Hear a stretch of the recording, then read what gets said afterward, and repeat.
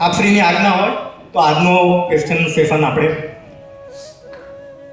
આવેલા સૌરવ વૈષ્ણવને મારે સૌથી પહેલાં કહેવાનું કે જે ક્વેશ્ચન તમે લોકોએ પ્રોવાઈડ કર્યા છે ઘણા સરસ છે અને આપણા બધાનું સરસ નોલેજ વધશે અને ઘણું બધું જાણવા મળશે. ખાસ કરીને ગઈકાલનો જે સેવા શિબિર રહ્યું આપણું એમાં પણ આપણા બધાને ઘણું બધું નોલેજ મળ્યું અને ઘણું બધું જાણવા મળ્યું અને આશા કરું છું કે આજે પણ આપણને એવો જ કંઈક લાવો મળશે, કંઈક નવું જાણવા મળશે. તો વધારે સમય ના લેતા હું સીધો ક્વેશ્ચન તરફ જ આગળ વધું છું.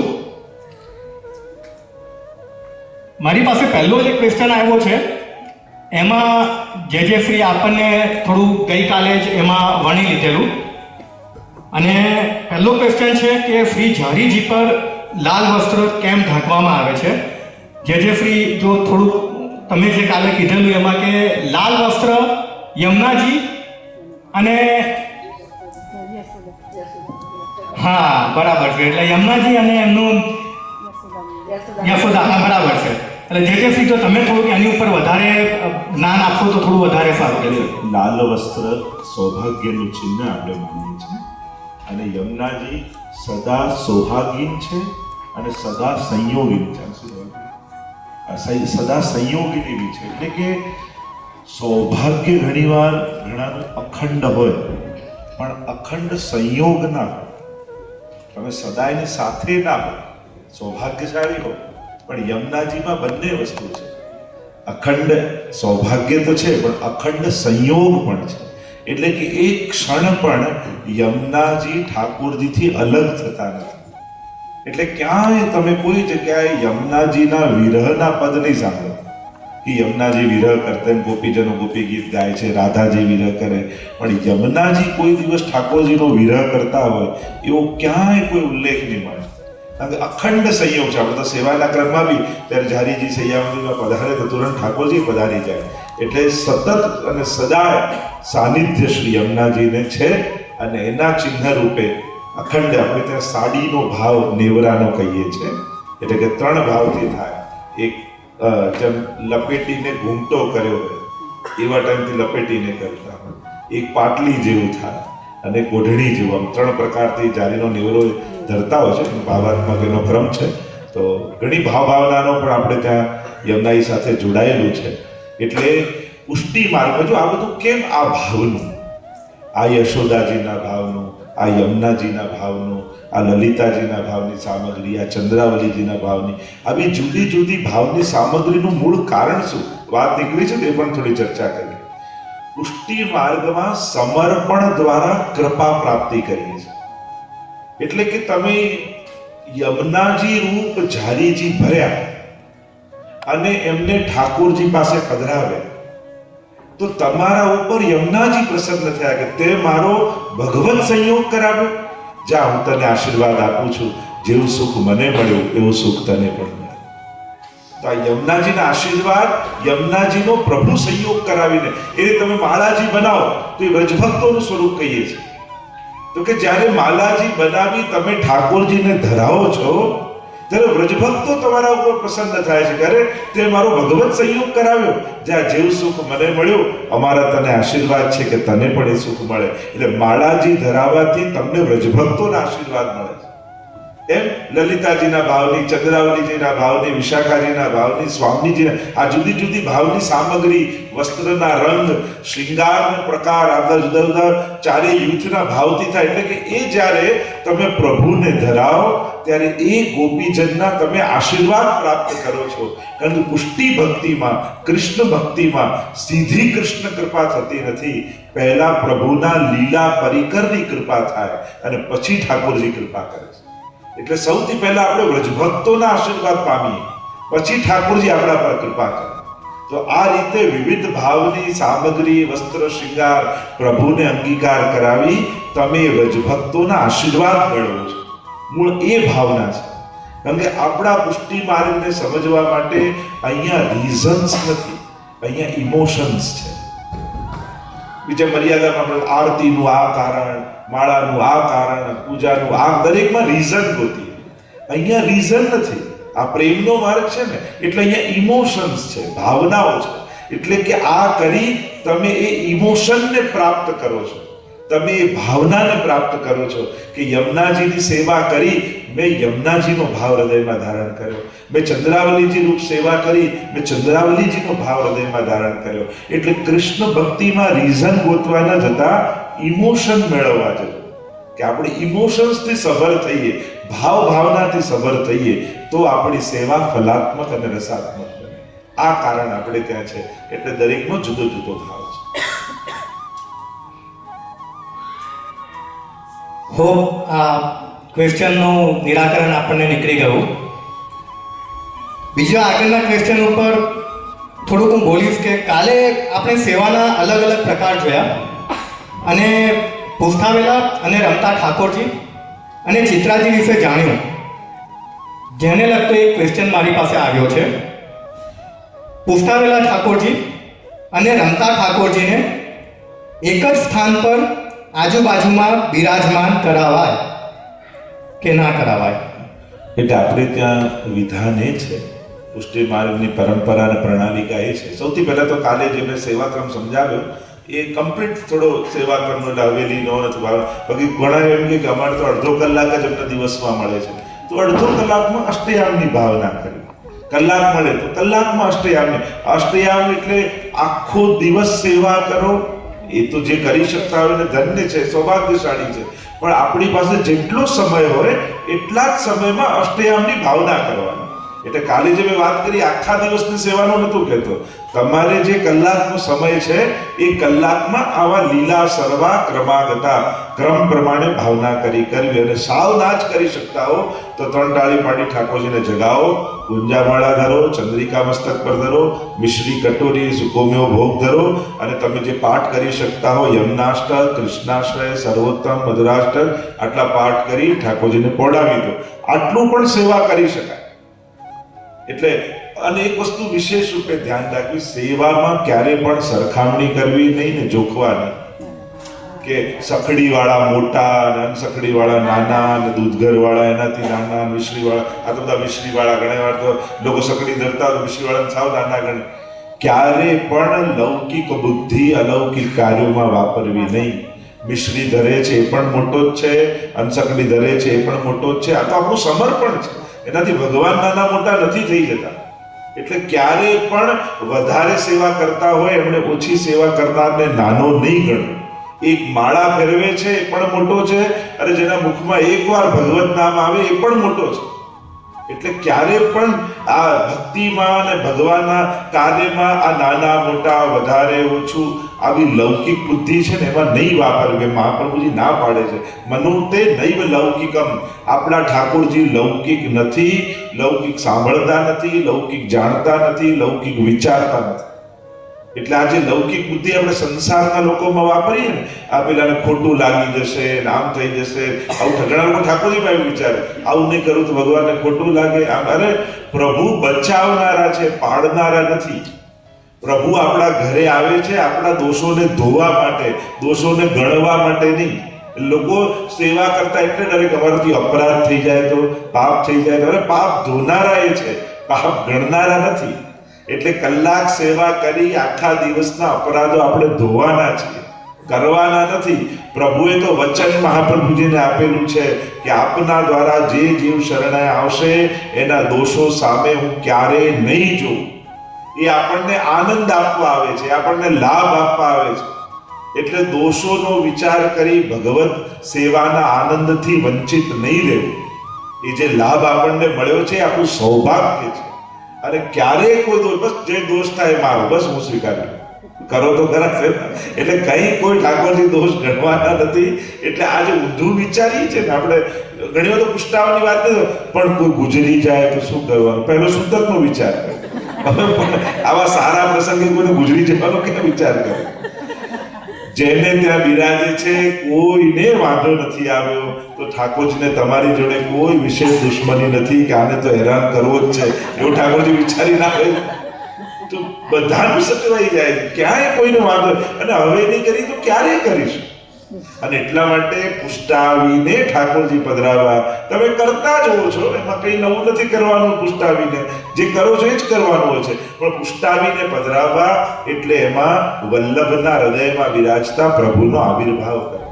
એવા સંકલ્પ સાથે પ્રભુને પધરાવા કે આની સેવાનો હું અંગીકાર કરીશ. અને એટલા માટે જે પુષ્ટાયેલા ઠાકોરજી હોય એ પુષ્ટાયા ન હોય એની સાથે એક જ સિંહાસનમાં નથી બિરાજતા હોતા. તો જે પુષ્ટાયા ન હોય એને બીજે પધરાવવા, સિંહાસન બીજું સિંહાસન નાખવું, મંદિરની ઉપર પધરાવવા. એ દર્શન રૂપે, દર્શનીય રૂપે ઠાકોરજી તમે પધરાયા છે એટલે દર્શન કરવા અને દંડવત કરવા ચાલે. આ આવિર્ભાવ થયેલા ઠાકોરજી છે, એ પ્રગટ ભગવત સ્વરૂપ સાક્ષાત બિરાજે. દિવાલ ઉપર ઠાકોરજી હોય તો એમાં પ્રગટ ભગવાન નથી, ભગવાનની યાદ છે, ભગવાનનું સ્મરણ છે એક પ્રકારનું. તો એ સ્મરણ રૂપે હોય અને આ સ્વરૂપ રૂપે હોય કે પુષ્ટાયા એટલે સાક્ષાત નંદ નંદન યશોદાજીના લાલન મારા ઘરે પ્રગટ રૂપે બિરાજ્યા. એવો ભાવ પુષ્ટાયેલા ઠાકોરજીમાં આવે છે. સાક્ષાત પ્રભુ આપણો અંગીકાર સેવાનો કરે છે. અને એટલા માટે આપણે ત્યાં વિવેક છે. પુષ્ટાયેલા ઠાકોરજી પુષ્ટાયા ન હોય એની સાથે એક સિંહાસનમાં નથી બિરાજતા, એ બીજે બિરાજતા હોય છે. અને એટલા માટે એ પ્રકારે પુષ્ટાયેલા ઠાકોરજીનો આદર જાળવવો જોઈએ.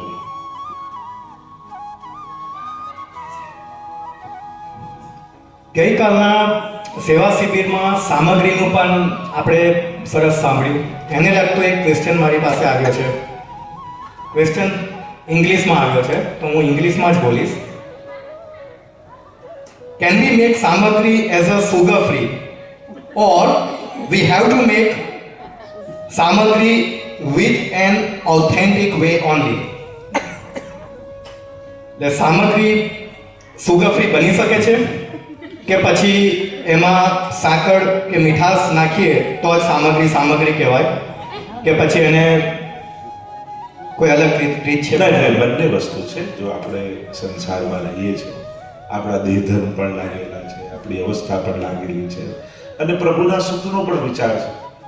તો વ્યવહારિક જગતમાં એવું કરી શકાય કે બને તો પ્રભુ માટે 2 નંગ ખાંડવાળા કરી લેવા અને બીજા બધા જે છે એ ઠાકોરને સમર્પિત કરી અને એ રીતે કરવું. આપણા ઠાકોરજી તો મીઠી ખીર જો ભાવે લાલકો મીઠી કીર્તનવાળા જાણે છે મારો બુરો અધિક મિલાવ. એક તો મીઠી ભાવે પાછું વધારે બુરો ના કેમ કે છે. પણ આપણે હવે ગોવાળિયા છીએ નહીં અને આ બધા કાર્ય કરતા આપણે તો ઠાકોરજી ગોપાલ છે એટલે એ ગાયો ચરાવવા જાય બધું એને પચી જાય, આપણા બધાને પચે નથી. તો એટલા માટે પ્રભુ માટે જ્યારે કરતા હોય આપણે કોઈ પણ સામગ્રી આદિ કરીને ઘણીવાર આપણા દેહ માટે, કારણ કે શરીર જો સાચવશો નહીં તો વધારે વાર સેવાય નહીં કરી શકો. સુગર ફ્રી પણ કેમ ખાવું છું? મારી મજા માટે નહીં, હું લાંબા સમય સુધી સ્વસ્થ રહી ભગવત સેવા કરી શકું એટલા માટે આ મારે ત્યાં. તો એ જ વસ્તુનો દ્રષ્ટિકોણ બદલી નાખો તો એ સેવામાં સહાયક જ છે. તમારે શરીર પણ સાચવવું જોઈએ. ઘણીવાર વડીલ વૈષ્ણવ ને ઘણીવાર લોકો એટલા ભૂખ્યા રહીને એક અન્નનો દાણો ન લે, એ તબિયત બગડી જાય, દવા લેવાનો ટાઈમ આવે, ના સેવા પૂરી થાય પછી જ દવા લઈ અને સાવ તબિયત પેલી થઈ જાય. તો એવો હઠાગ્રહ કે અત્યાગ્રહ કોઈ વસ્તુનો નહીં કરે. મહાપ્રભુજી તો ના પાડે છે કે અત્યાગ્રહ પ્રવેશે પર પીડાદી સંભવે સેવા તક્તવ્ય. કે ભગવાન કરતા કોઈ વસ્તુનો યા મારા નિયમનો અત્યાગ્રહ થઈ જાય તો સેવા છોડી દો. કારણ કે તમને ભગવાનની સેવા થાય એ વિચાર નથી, મારો નિયમ ન જાય એનો અત્યાગ્રહ છે. એટલે પ્રભુ કરતા તમારો નિયમ મોટો ન થઈ જવો જોઈએ. પર પીડાની સંભવે, તમારી સેવા બીજાને પીડા આપવા લાગે સેવા છોડી દો. તમારો આનંદ છે, બીજાને તકલીફ આપવા માટે નથી, દુઃખ આપવા માટે નથી સેવા. મહાપ્રભુજી તો બહુ પ્રેક્ટિકલ છે અને મહાપ્રભુ તો સ્પષ્ટ આજ્ઞા કરે છે, સ્વધર્માચરણમ શક્ત્યા વિધર્માશ્ચ નિવર્તનમ. શક્તિ પ્રમાણે સ્વધર્મ કરો, વિધર્મ નહીં કરો. કે તમારી જે શક્તિ છે, તમે જે દેશમાં રહો છો, તમે જે માહોલમાં રહો છો, તમારી જે ઉંમર છે, તમારું જેટલું ઘર છે, એટલે જ આપણે ત્યાં શબ્દ શું છે મેડ. મેડ એટલે ઘરનું આંગણું. તો તમારું 100 મીટરનું ઘર છે કે આટલા 2 રૂમમાં તમારે રહેવાનું છે. હવે અપરસનો વિચાર કરીને સેવાથી દૂર જતા રહો એ તો ખોટું કહેવાય. સેવા માટે છે બધું જ. તો એ 2 રૂમના ઘરમાં કઈ રીતે અપરસ પાડીને સેવા કરવી તો એનો વિચાર. મહાપ્રભુજી ખુલ્લા ચરણારવિંદથી આખા ભારતની પરિક્રમા કરતા, નવનીતલાલ સાથે બિરાજતા. વિચાર કરો કઈ રીતે, કેવી અપરસને કઈ રીતે રહેતા હશે ત્યાં. ઘરે નતું ને. મહાપ્રભુ પૃથ્વી પ્રદક્ષિણા કરે, ઝાડ નીચે કામ કરતા. આપણે વિચારીએ કે ના સોનાની જારી હોય ને આ હોય સિંહાસન હોય પેલું હોય તો જ સેવા થાય. ના, સેવા તમે હો તો થાય, કોઈ વસ્તુથી ના થાય. પ્રભુને વસ્તુ નથી જોઈતી, પ્રભુને તમારી જરૂર છે કે તું સામે બેઠો છો કે નહીં, બસ એ મારી સેવા છે. એટલે ઇમ્પોર્ટન્ટ વસ્તુ નથી, ઇમ્પોર્ટન્ટ તમે છો સેવામાં. આપણે સગવડતાને મહત્વ સમજી કે પ્રભુ માટે બધી સગવડતા હોય તો જ ઠાકોરજી રાજી થાય. હું આવું કે નહીં ના, એ બધું જ ગોલોકધામમાં હતું છતાંય છોડીને તમારા ઘરે એટલે આવ્યા કે ગોલોકધામમાં તમે નહોતા અને તમારા હાથની સેવા લેવી. એટલે પ્રભુ એક વસ્તુ બધા યાદ રાખી, મારા માટે મારા ઘરે આવે છે. એ મારી વ્યવસ્થા કે સગવડતા માટે નહીં. અને એટલા માટે પ્રભુને જે ભાવે છે એ મહત્વનું છે. અને તમારો સેવા પ્રકાર યા તમારી દિનચર્યા જેવી છે એટલે તમારા ઠાકોરજી છે અને તમારા ઠાકોરજી છે એટલે તમારા પ્રમાણે રહે. તમારા ઘરમાં જેવી વ્યવસ્થા, જેવી શક્તિ તમારી, એટલે બીજાની વધારે શક્તિ હોય એને જોઈને તમે ખેંચાઈને ઉધાર કરીને એને વધારે કરવા જાઓ તો કાંઈ ઠાકોરજી રાજી થવાના નથી. એ જેમ નાનું બાળક હોય તમારું, એની આગળ લતા મંગેશકરની સીડી વગાડો તો એ રડતું રહેશે, પણ બે સુરું ગાતી હોય ને માં, એનો અવાજ સાંભળીને શાંત થઈ જાય. તો આ ઠાકોરજી તમારા છે, તમારાથી રાજી છે. અને એક વસ્તુ સૂત્ર જીવનમાં યાદ રાખવું, આપણી અનઆવડત એ આપણી અયોગ્યતા નથી થઈ જતી. આપણી અસમર્થતા એ આપણી અયોગ્યતા નથી ભક્તિ માટે. બધા બધી વસ્તુ માટે કેપેબલ ના હોય, બધા ગાઈ ના શકતા હોય, બધા સારું બનાવી ના શકતા હોય, બધાને કોઈને સારા શૃંગાર કરતા નાય આવડતું હોય. એનો અર્થ એ નથી થતો કે તમે સેવા કરવા અયોગ્ય થઈ ગયા. જરાય તમારી અયોગ્યતા નથી, અસમર્થતા તમારી. અને એટલા માટે ક્યારેક એવું થાય કે આપણને જ્યારે રોગ થયો હોય યા આપણે ન થાય એના માટે સાવધાની રાખતા હોઈએ તો પ્રભુ માટે બે વસ્તુ આપણે એવી બનાવીને એ આગળ થાળીમાં પધરાવીએ. બાકી બધું સન્મુખ જરૂર કરો જે બી હોય, કારણ કે આપણે સમર્પણ કર્યું છે એટલે જે અસમર્પિત વસ્તુ નામ તસ્માદ વર્જનમ આચરે બધું દૂર પધરાવું ખરા, પણ સન્મુખમાં આ કરો. પ્રભુની દ્રષ્ટિથી પણ પ્રસાદી થાય. કોઈ વસ્તુ યા પ્રસાદી ભેળવી દેવાથી પણ પ્રસાદી થાય. જેમ બધું ધરીને આપણે ન લઈ શકતા હોય તો પ્રસાદી કઈ રીતે લેવું? તો કે પ્રસાદી મિશ્રી જે ઠાકોરજીની હોય ધરેલી એ મિશ્રી બધામાં પધરાવી દઈએ, ઘણીવાર ચરણામૃત પધરાવી દઈએ. કાંઈ જ ના હોય તો પ્રસાદી વસ્તુમાં હાથ લગાવી અને પ્રસાદી વસ્તુને લગાડી દો તોય પ્રસાદી થઈ જાય. પ્રસાદી હાથ અને પ્રસાદીમાં લાગે તોય પ્રસાદી થાય. તો આ બધા ક્રમ છે. ક્યાંય ન હોય તો કંઠીને આપણે મનોમન ભોગ ધરીએ છીએ, પણ એક પ્રકાર છે. આપણે મૂળ અસમર્પિતના ત્યાગની વાત છે, તો આ રીતે પણ સમર્પિત થાય. અને એટલા માટે આવો ક્રમ કરવો કે પ્રભુ માટે બે વસ્તુ કરી લેવી અને બાકી બધી વસ્તુ ભલે આપણા માટે પેલી રીતે કરી અને સિદ્ધ કરો. દરેકમાં વિવેક પૂર્વક રસ્તો કાઢવો. અહીંયા કોઈ વસ્તુનો અઠાગ્રહ કે દુરાગ્રહ નથી. અહીંયા એ છે બસ તમે ઠાકોરજીથી દૂર ન થાવ એનો વિવેક છે. પ્રભુને એ નહીં ગમે, સુગર ફ્રી ધરશો તો કદાચ ફીકું ખાઈ લેશો, ન ખાંડ વગર, પણ તમે દૂર થશો ને એ ઠાકોરજીને નહીં ગમે. અને એટલા માટે તમે વધારે મહત્વના છો આ બધી વિધિ વિધાન કરતા ઠાકોરજી માટે. અને એટલા માટે પોતાની જાતની મહત્તા સમજો કે પ્રભુ મારે કારણે છે, મારાથી રાજી છે. બસ આ વિચાર થશે ને, મારા હાથનું ઠાકોરજીને બહુ ગમે છે, બસ તમારાથી પ્રસન્ન છે, એટલે આ રીતે વિવેક કાઢી લેવો. આપ શ્રી અહીંયા છો તો મારે એક કન્ફેશન કરવું છે. It's not part of the speech. પણ હું જ્યારે નાનો હતો, પ્રસાદની વાત નીકળી છે, તો હવેલી જવાનો મારો ઉદ્દેશ એ જ હતો કે મને ક્યારે પ્રસાદી મળે. દાદા સાથે હું એટલે જ જતો હતો અને મને પ્રસાદીઓ ભગત દાદા કહેતા હતા. પણ એ પ્રસાદી ખાધી તો અહીંયા ફળી તો આજે બાઇક લઈને ઊભા છો તમે. એમ માનો કે એ દિવસની પ્રસાદી અહીંયા ન ફળી. આગળ વધીએ આપણે. આગળનું ક્વેશ્ચન છે સેવાને લગતો થોડો, કે શ્રી ઠાકોરજીને ઊનના વસ્ત્રો ધરાવી શકાય કે નહીં? હા, એટલે કાલે મેં બતાવ્યું હતું, કારણ કે ઊન આપણે ત્યાં ઠાકોરજીને જેમ વાળ રૂપ કહેવાય એટલે એ ઠાકોરજી નથી ધરતા. આ થોડો ક્વેશ્ચન એવો છે આપશ્રી કે મને પણ ક્યારેક એમાં એક વસ્તુ કે જેમ ઠંડી બહુ અહીંયા હોય એટલે લોકો પૂછતા હોય ખાસ, તો આપણે ત્યાં આત્મસુખના વાગા હોય છે. એટલે આત્મસુખનો વાગો કયો કહેવાય કે જ્યારે શીતકાલ આવે બ્રજમાં, ભારતમાં, તો એક અંદર રૂઈ ભરેલો વાઘો બનાવવાનો. ગદ્દલ જુદું, ફરગુલ જુદું, પણ અંદર અને ઉપર શ્યામ રંગનું કપડું હોય, એમાં પાતળું. તો સૌથી પહેલા એ લાલનને ધરાવે, પછી જે રીતના વાઘા હોય એ ધરાવવામાં આવે. અને તમે અહીંયા ઇનર નથી પહેરતા જેમ આપણે પહેરીએ છીએ, એ ઇનર ટાઈપે એવું આ તો રૂઈ ભરેલું હોય, પાતળી રૂઈ, એમાં એને આત્મસુખનો વાઘો કહેવાય. પછી વાઘા હોય અને પછી એના ઉપર ફરગુલ આવે, જે રૂઈથી ભરેલું રાઉન્ડ પેલું હોય એને ફરગુલ કહેવાય. તો જ્યારે શીતકાલ બહુ વધારે હોય ત્યારે આ રીતે ઠાકોરજીને ધરવું જોઈએ, આત્મસુખનો વાઘો, પણ ઊંડો નથી. આગળનો ક્વેશ્ચન છે કે આપણી પાસે ઠાકોરજીના જૂના વસ્ત્રો અને શૃંગાર પડ્યા હોય અને ધરાવતા ના હોઈએ તો એનું શું કરવું જોઈએ? એટલે જેમ પહેલા આપણે જલમાં અને પધરાવતા, અહીંયા તો પોસિબલ નથી, ત્યારે એવું કાંઈ બી હોય તો બને તો ઘરની પાછળ કોઈ ક્યારો હોય તો એમાં ખોદી અને એના પછી એમાં જમીનમાં પધરાવી દેવું.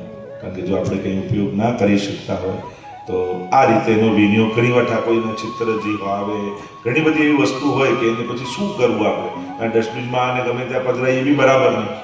તો ઘણી વાર એવું કરી શકાય કે તગારામાં જલ લઈને પહેલાં એમાં પધરાવી દઈએ થોડું, એટલે એક દિવસ રહે તો થોડું પહેલાં થઈ જાય અને પછી ક્યારામાં કે એવું પધરાવી દઉં, જમીનમાં પધરાવી દઉં છું. અને અહીંયા તો કોઈ જલ પ્રવાહ કે કરવું ના હોય તો ભારત માટે બી બરાબર નથી કે આપણે કોઈ વસ્તુ જલ પ્રવાહ કરીએ ને ત્યાં કોઈને પ્રદૂષણ જેવું આદિ લાગે, કારણ કે સંખ્યા વધી, વસ્તી વધી અને આ બધું ન કરી કે યમુનાજીમાં ઘણા તો યમુનાજીમાં જાય, લઈ જાય, એટલે હવે તો યમુનાજીમાં પધરાવતા નહીં, કારણ કે યમુનાજીમાં શુદ્ધતાની જરૂર છે. તો આ રીતે ક્યારામાં પધરાવી દઉં છું. હવે આગળનો ક્વેશ્ચન પણ આપણા કાલના શિબિરને લગતો જ છે અને આપશ્રીએ એક્સપ્લેન કરેલું છે, પણ છતાં પણ એકવાર હું જરાક બોલી જાઉં કે 2 તુલસીની કંઠી કેમ ફેરવી જોઈએ, જેનો વિસ્તારથી આપશ્રીએ કાલના શિબિરમાં આપ્યો હતો કે એક કંઠી આપણે અષ્ટાક્ષર મંત્ર નામ નિવેદન લઈએ ત્યારની અને બીજી પંચાક્ષર મંત્ર ગદ્ય મંત્ર બ્રહ્મ સંબંધ લઈએ એની. છતાં આપશ્રીને વિનંતી કરું કે થોડુંક એના પર કંઈક પ્રકાશ પાડો તો સારું. એટલે જેમ પૂર્વમાં કહ્યું ને, ગઈકાલે પણ આપણે ચર્ચા કરી હતી, નવધા ભક્તિનો જે આપણી વાત છે, 7 પ્રકારની ભક્તિ અષ્ટાક્ષરની દીક્ષાથી આપણને નામ ગમે. પ્રભુ 2 ફોર્મમાં છે, નામ અને રૂપ. તો અષ્ટાક્ષર મંત્ર લેવાથી ભગવત નામ લેવાનો આપણને અધિકાર મળે છે અને પંચાક્ષરની દીક્ષા લેવાથી સ્વરૂપ સેવાનો અધિકાર મળે છે. એટલે આ બંને સ્વરૂપાત્મક નામ અને રૂપ બંનેની ભક્તિ થાય. વિરહમાં નામ સેવા છે અને સંયોગમાં સ્વરૂપ સેવા છે. તો આ બંને જેમ ગોપીજનો માટે કઈ સન્મુખ સેવા કરે છે અને પ્રભુ જ્યારે વનમાં પધારે, ગૃહે ગૃહે ગોપવધૂ કદંબા સર્વે મિલિત્વા સમવાપ્ય યોગમ પુણ્યાનિ નામાનિ પઠન્તિ નિત્યમ ગોવિંદ દામોદર માધવે. ઘરે ઘરે ભેગી થાય અને પ્રભુ ત્યાં જે લીલા કરતા હોય એનું અવગાહન કરે. એટલે એ જ વ્રજની ભાવના આપણે ત્યાં બધી છે. એટલે નામ સેવા અને સ્વરૂપ સેવા. તો નામનો અધિકાર અષ્ટાક્ષરથી, સ્વરૂપ સેવાનો અધિકાર પંચાક્ષરથી. અને એટલા માટે આ 2 પ્રકારની દીક્ષા, એટલે એની 2 કંઠી આપણે ધારણ કરી છે. આશા આપણા ઘણા બધાને આપણને ખબર છે કે હમણાં ગયા અઠવાડિયે સિડનીમાં ચુંદડી મનોરથ થયો અને ઘણા બધા વૈષ્ણવોએ એનો લાભ લીધો. આપણે પણ અહીંયા આગળ બેઠા બેઠા વિડીયો જોઈને, ફેસબુક પર લાઈવ જોઈને આપણે પણ એનો લાભો લીધો. અને એને જ લગતો એક નહીં પણ એને લગતા 2 ક્વેશ્ચન છે. પહેલો છે, ચુંદડી મનોરથનો મૂળ ભાવ શું છે અને સુહાગ ટીપારી એ શબ્દનો અર્થ સમજાવશો. સુહાગ ટીપારી, સૌભાગ્ય ટીપારી. હા, જેમ આપણે યમુનાજીની આરતી તમે ગાતા હો, ચુંદડીએ ચટકાળામાં આભરણમાં ઉભો છો, જેમ આપણે આરતી ગાઈએ છીએ, તો યમુનાજી ના 2 વસ્ત્ર શૃંગાર આપણે ત્યાં માનવામાં આવે છે. યમુનાજી જેમ પ્રસિદ્ધ, હમણાં તો એમાં વિસ્તાર નથી કરતો, પણ જેમ મુકુટ કાચનીનો જે આપણે ચિત્રજીમાં જોઈએ છીએ, અને ચિત્રજીમાં જે જોઈએ છે એમાં યમુનાજીએ મુગટ મસ્તક પર છે અને શરીરમાં પહેર્યું છે એને કાચની કહેવાય એ વસ્ત્રને કાચની. રાસમાં રાસ સમયના શૃંગાર તમે જુઓ તો મુકુટ કાચનીનો શૃંગાર ઠાકોરજીના એ રાસના શૃંગાર છે. એટલે એવી પ્રસંગ આવે છે ને કે જ્યારે માન કરવાની લીલા, કારણ રાસની અંદર દાન, માન, ખેલ અને રાસ આ ચાર વસ્તુ રાસલીલાને અંતર્ગત આવે. એટલે કે રાસ શરૂ થતા પહેલા માન લીલા થાય. જો આપણે પહોળાવતી વખતે માનના પદો ને આ બધા ગવાય છે. માન ધરવું એટલે રિસાવવું. તો રાસ પહેલા માન લીલા થાય. ક્યારેક સ્વામીજી રિસાય, ઠાકોરજી મનાવે, ઠાકોરજી રિસાય, સ્વામીજી મનાવે. અને એકવાર એવી લીલા કરી ઠાકોરજી અને સ્વામીજીએ, તો સ્વામીજીને તો તુરંત મનાવી લીધા ઠાકોરજી. પણ હવે ઠાકોરજીનો માન ધરવાનો વારો આવ્યો ને એવું માન ધર્યું કે સ્વામીજી તો કોશિશ કરીને થાક્યા, પણ પ્રભુ રીઝતા જ નથી, હસતા જ નથી. એટલે લલિતાજીને બોલાવ્યા, વિશાખાજીને બોલાવ્યા, બધાને બોલાવ્યા, પણ કોઈનાથી ન માન્યા. ત્યારે કહ્યું હવે યમુનાજીને બોલાવ્યા. અને યમુનાજીએ યુક્તિ કરી. જેવો રાસમાં ઠાકોરજી વસ્ત્ર શૃંગાર, કારણ કે યમુનાજી આબેહૂબ કૃષ્ણ ધર્મ ગુણ કૃષ્ણ કે આપણે કચ્છ પદમાં ગાઈએ છીએ, કૃષ્ણામ કૃષ્ણ સમામ કૃષ્ણ રૂપામ કૃષ્ણ સાત્મિકામ, જે યમુના વિજ્ઞાતિમાં પણ કહ્યું છે. તો બિલકુલ ઠાકોરજી છે. અને ઠાકોરજી જેવો રાસનો શૃંગાર યમુનાજી ધારણ કર્યો અને હાથમાં માળા લઈને ઠાકોરજીની સામે ઊભા રહી ગયા. ચકિત થઈ ગયા ઠાકોરજી, અરે મારા જેવો કૃષ્ણ લીલામાં બીજો ક્યાંથી આવી ગયો? અને ખબર પડી યમુનાજી તો હસી પડ્યા, માન દૂર થયું. અને ત્યારે સ્વામીજીએ કહ્યું કે હવે અમારી કુંજમાં જ્યારે પધારો ત્યારે આ જ વસ્ત્ર શૃંગાર પહેરીને પધારો. અને એટલા માટે યમુનાજી જ્યારે ઠાકોરજીની કુંજમાં પધારે ત્યારે મુકુટ કાચનો શૃંગાર કરે. પણ જ્યારે પોતાની કુંજમાં બિરાજ્યા હોય, હે તકારી દેખ શ્રી યમને વાસ કુંજે, 41 પદમાં આપણે ગાઈએ છે. તો યમુનાજી પોતાના કુંજમાં વાસ આપે છે. તો એવા સમયે જ્યારે આપણે ત્યાં દ્વાદશ નિકુંજની ભાવના આવે છે, કટઋતુની વાર્તા. અને ચતુર્ભુજ દાસજીને જ્યારે દ્વાદશ નિકુંજના દર્શન કરાવ્યા ગિરિરાજ બાવાએ, ત્યારે બધી કુંજમાં થતા હેમંત ઋતુમાં પધાર્યા. અને હેમંત ઋતુ એ યમુનાજીની ઋતુ છે. અને એમાં આ ચુંદડીના આખી એક કુંજ છે. બે પ્રકારની કુંજ યમુનાજીની હોય. એક સુવર્ણ ઉપર મીનાકારી કરેલી કુંજ હોય. આખા કુંજમાં આખું સદન એ સુવર્ણની મીનાકારીની કુંજમાં બિરાજતું હોય. અદ્ભુત અલૌકિક લાગે. અને બીજી કુંજ એ ચુંદડીની હોય. એમાં યમુનાજી ચણિયા ચોળી અને માથે ઓઢણી ઓઢીને બિરાજ્યા, ચુંદડી ઓઢીને બિરાજ્યા. અને ચુંદડીની આખી કુંજ હોય. તો આપણે ત્યાં આ ચુંદડી મનોરથનો ભાવ, એ બહુ પ્રાચીન મનોરથ નથી ચુંદડીનો, પણ આપણે ત્યાં એવા ભાવના અનેક મનોરથો આવ્યા. અને એ પ્રકારે કારણ કે આપણે ત્યાં ચુંદડી ઓઢાડીને નક્કી કર્યું, આપણે કર્યું. એટલે આ સૌભાગ્યનું પ્રતીક માનવામાં આવે કે ચુંદડી ઓઢાડો એટલે એના સૌભાગ્યનું સૂચક થયું. તો યમુનાજી સદા સૌભાગીન છે એટલા માટે ચુંદડી ઓઢાડવામાં. ના સૌભાગ્ય ટીપારો કહીએ ને, તો આપણે ત્યાં સૌભાગ્ય ટીપારામાં જેમ સિંદૂર હોય, મહેંદી હોય, ચૂડી હોય, એટલે સૌભાગ્યના જેટલા ચિહ્નો છે. એક સૌભાગ્યશાળી સ્ત્રી શેનાથી ઓળખાય? તો કે એના ચિહ્નોથી. એના સેથામાં સિંદૂર હોય, હાથમાં મહેંદી હોય, ચૂડલો પહેર્યો હોય, નથ પહેરી હોય, આદિ જે આપણે ત્યાં 16 શણગાર અને 12 આભરણ કહ્યા છે. 16 શણગાર સજ્યામાં આભરણમાં ઉભો છે. એટલે 16 શણગાર, આજે જે નથ પહેરે કે જે ધરવામાં આવે કે એની પાયલ પહેરે કે ચૂડો પહેરે, આ શણગાર કહેવાય. અને આભરણ 12 આભરણ કહેવાય. એ જે સેથો ભરીએ, સિંદૂર, કાજલ લગાવીએ, મહાવર મહેંદી લગાવે, આ જે લગાડવામાં આવે એને આભરણ કહેવાય. તો આમ આ સૌભાગ્ય ટીપારો જે કહીએ છે, તો આ સૌભાગ્યના ચિહ્નો. એટલે ચુંદડી મનોજર યમુનાજીને ચુંદડી ધરાવીએ ત્યારે આ સૌભાગ્ય ટીપારો શ્રી યમુનાજીને ધરવામાં આવે. અને યા પછી લોટીજીમાંના શૃંગાર કર્યા હોય તો એ સૌભાગ્યના બધા ચિહ્નોને ધરવામાં આવે. તો આ સૌભાગ્ય, કેમ કે ભાગ્ય સૌભાગ્ય શ્રી યમને જુદે, આપણે 41 પદમાં ગાઈએ છીએ કે ભક્તોને ભાગ્ય અને સૌભાગ્યના દાત્રી શ્રી યમુનાજી છે. અને એટલા માટે ચુંદડીમાં ધરાવી યમુનાજીને ભક્તો પ્રભુનું સૌભાગ્ય એને મળે એની આકાંક્ષા શ્રી યમુનાજી પાસે રાખે. એ યમુનાજી આપને સૌભાગ્ય હું ધરાવીશ, આપને સૌભાગ્ય ટીપારો ધરાવીશ, આપને ઓઢણી ઓઢાવીશ, પણ એ આપ પ્રસન્ન થાવ તો આપનું સૌભાગ્ય આપ મને હેત કરી દે. શ્રી યમને વાસ કુંજ એટલે કહ્યું ને, જે પોતાનું સૌભાગ્ય છે એ યમુનાજી દાન કરે છે. અને એટલા માટે એ ભાવનાથી ચૂંદડી મનોરથ અને સૌભાગ્ય ટીપારો યમુનાજીને ધરાય છે. હવે જ્યારે યમુનાજી પર વાત ચાલી જ રહી છે તો બીજો એક ક્વેશ્ચન મારી પાસે આવેલો છે કે યમુનાજીની આરતી સાંજે 7 વાગ્યા પછીથી બોલાય કે ના બોલાય? સુરાસુર સુપૂજિત સ્મરપિતુ શ્રીયમ બિંપતિમ.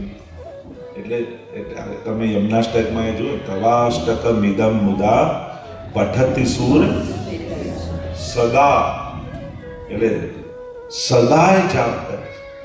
અને એટલા માટે એવું કોઈ વિધાન નથી કે 7 વાગ્યા પછી આરતી ન બોલાય કે યમનાષ્ટક ન કરાય.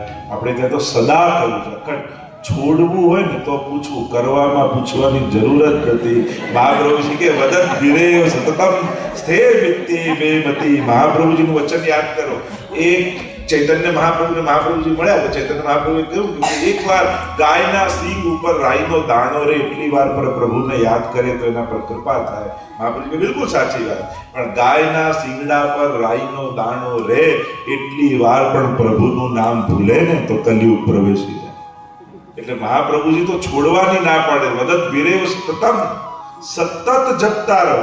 કિશોરીભાઈ અખંડ આખું યમનાષ્ટક પણ ભૂલી ગયા હતા. વિશુદ્ધ મથુરા તટે સકલ ગોપ ગોપી વૃતે કૃપા જલધિ સંશ્રિતે મમ મન સુખમ ભાવ. બસ અડધો શ્લોક જપતા, એટલે જપ્યમ જપ કહ્યું છે. જપ્યમ કૃષ્ણ દશાર્થી એમાં પણ કહ્યું સર્વોત્તમજી માટે. અને જપ એને કહેવાય જે સતત થાય, વારંવાર થાય. અને એટલા માટે એવું કોઈ વિધાન નથી કે 7 વાગે. હવે 7 વાગે તમે ક્યાંના 7 વાગે? ન્યુઝીલેન્ડના? હવે ટાઈમ ઝોન પ્રમાણે જો ગણવા જાઓ તો 7 વાગે ક્યારે શ્રમ પડે યમુનાજી? એ તો આપણે ત્યાં તો કહ્યું ને, નેહ કારણ શ્રી યમને પ્રથમ આઈ ભક્ત કે ચિત્ત કી વૃત્તિ સબ જાન કે તાતે અતિ આતુર જુધાઈ. એ તો દોડીને ઠાકોરજી આવ્યા એના પહેલા યમુનાજી દોડીને આવ્યા. કારણ કે ભક્તોને જાણે છે ક્યાંક સંસારમાં ભટકી ન જાય, અને એટલા માટે ભક્તોને ભક્તિમાં પકડી રાખવા શ્રી યમુનાજી ભૂતલ પર પધાર્યા છે. એટલે એટલા માટે એવું કોઈ વિધાન નથી કે આટલા વાગ્યા પછી ન બોલાય કે આટલા વાગ્યાથી બોલાય. સતત બોલું. હા, પાઠ અને સ્તોત્રનો એક એવો વિવેક છે, કારણ કે આપણે ત્યાં એને સ્વરૂપાત્મક કહ્યું છે. એટલે ઘણીવાર અશુદ્ધ અવસ્થા આદિમાં હોય કે બૂટ ચપ્પલ આપણે પહેરીને, ઘણા એમ બી પૂછે કે એમ કારમાં કરવાનું કહો છો તો અમે તો બૂટ પહેર્યા હોય તો કરાય કે આ રીતે ચાલતા ફરતા કરાય. તો જ્યારે આપણે એવી સંજોગ લાગે કે બહુ વ્યવસ્થિત નથી, ત્યારે ઉચ્ચારણ નહીં કરવું, ત્યારે મનમાં એનો પાઠ કરવો. કારણ કે સ્વરૂપ પ્રગટ ઉચ્ચારણ દ્વારા થાય. ત્યારે મનમાં કરવું, ઉચ્ચારણ નહીં કરવું. જ્યારે વ્યવસ્થિત હોય ત્યારે ઉચ્ચારણ કરવું. પણ એવું કોઈ વિધાન નથી. એટલે ઘડિયાળ જોઈને પાઠ કરતા જ નહીં, આપણે પોતાના નિયમ જોઈને પાઠ કરતા. આપ શ્રી આગળનો ક્વેશ્ચન જે હું પૂછું છું, મારી ભૂલ થાય તો મને માફ કરજો. કારણ કે એમાં છે, કૃષ્ણદાસ અધિકારી કી ही दे छूटी और अधिकार बिना चलेगी नहीं, सो हम कौन को अधिकार देंगे बिगाट करे. તો બિગાટ શબ્દ કેમ વાપરવામાં આવ્યો છે? એટલે ઘણી એમ તો આખું આધિદૈવિક પ્રસંગ છે. કૃષ્ણદાસ અધિકારીએ કેમ ગુસાઈજીને રોક્યા, લીલામાં કેવો પ્રસંગ થયો, એ લીલાનો પ્રસંગ વાંચો તો આધિદૈવિક. પણ વ્યવહારિક જગતથી જો આને વિચાર કરીએ, આ વાર્તામાં સમજવાનું એ છે કે ઘણી વાર આપણને લાભ મળતો હોય છે, ઘણી વાર આપણને સ્થાન અને અધિકાર પ્રાપ્ત થાય, પણ એ સ્થાન ઉપર આપણે બેસીએ એનો વાંધો નહીં, પણ એ પદ આપણા માથે ન બેસી એને શું કહેવાય? પદ એટલે પગ કહેવાય. એટલે પગ પાસે બરાબર છે, પણ માથે ચડી જાય ને તો એ જ પતનનું કારણ થઈ જાય. અને એટલા માટે કૃષ્ણદાસ અધિકારીના પ્રસંગમાં એ સમજવાનું કે જ્યારે કોઈ અધિકાર યા લાભ આપણને, ગોપીજનોના રાસમાં તમે જુઓ, સૌભાગ્ય મદ આવી ગયું. એટલે આ અહંકાર તો એવો છે ને કે ક્યારે કયા કપડાં પહેરે, એટલે અહંકાર કોઈ લૌકિક પદાર્થનો એવું જ ના હોય, અલૌકિકનો હોઈ જાય. સારી સામગ્રી બનાવવાનો થઈ જાય, સારા શૃંગાર કરવાનો થઈ જાય, સારા કીર્તન ગાવાનો થઈ જાય, સારી ટહેલ કરવાનો થઈ જાય, સારી વ્યવસ્થા કરવાનો થઈ જાય.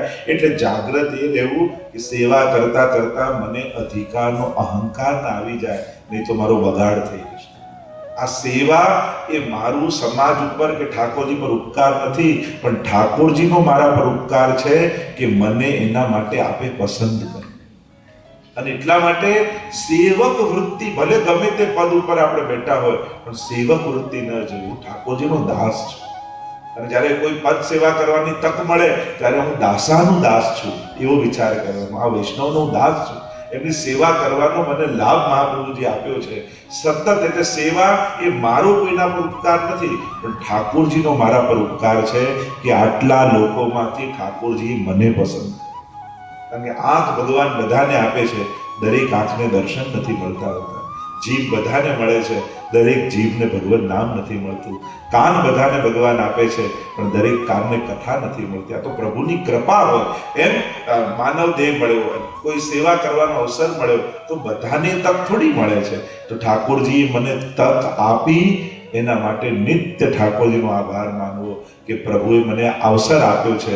પણ અને ઠાકોરજીને રોજ કહેવું કે મને ક્યારે પણ મારી સેવા કરવાનો અહંકાર નથી જાય, એવી કૃપા પ્રભુ કરજો.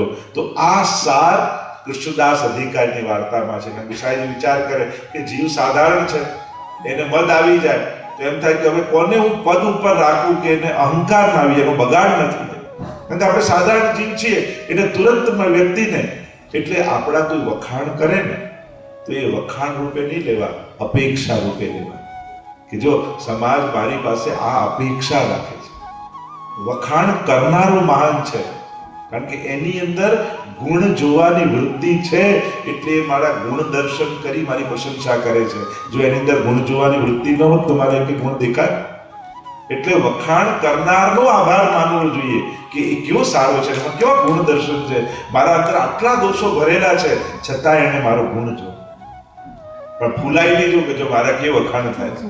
તો જ્યારે આપણે ફૂલાઈ જઈએ છે તો આપણી વિશેષતા જોઈએ છે, પણ એ વિશેષતા રૂપે નહીં જોવું, એની અપેક્ષા રૂપે જોવું કે જો મારી પાસે આવી અપેક્ષા એ રાખે છે, હું આવો છું નહીં, પણ હવે આવો થઈને હું બતાવીશ.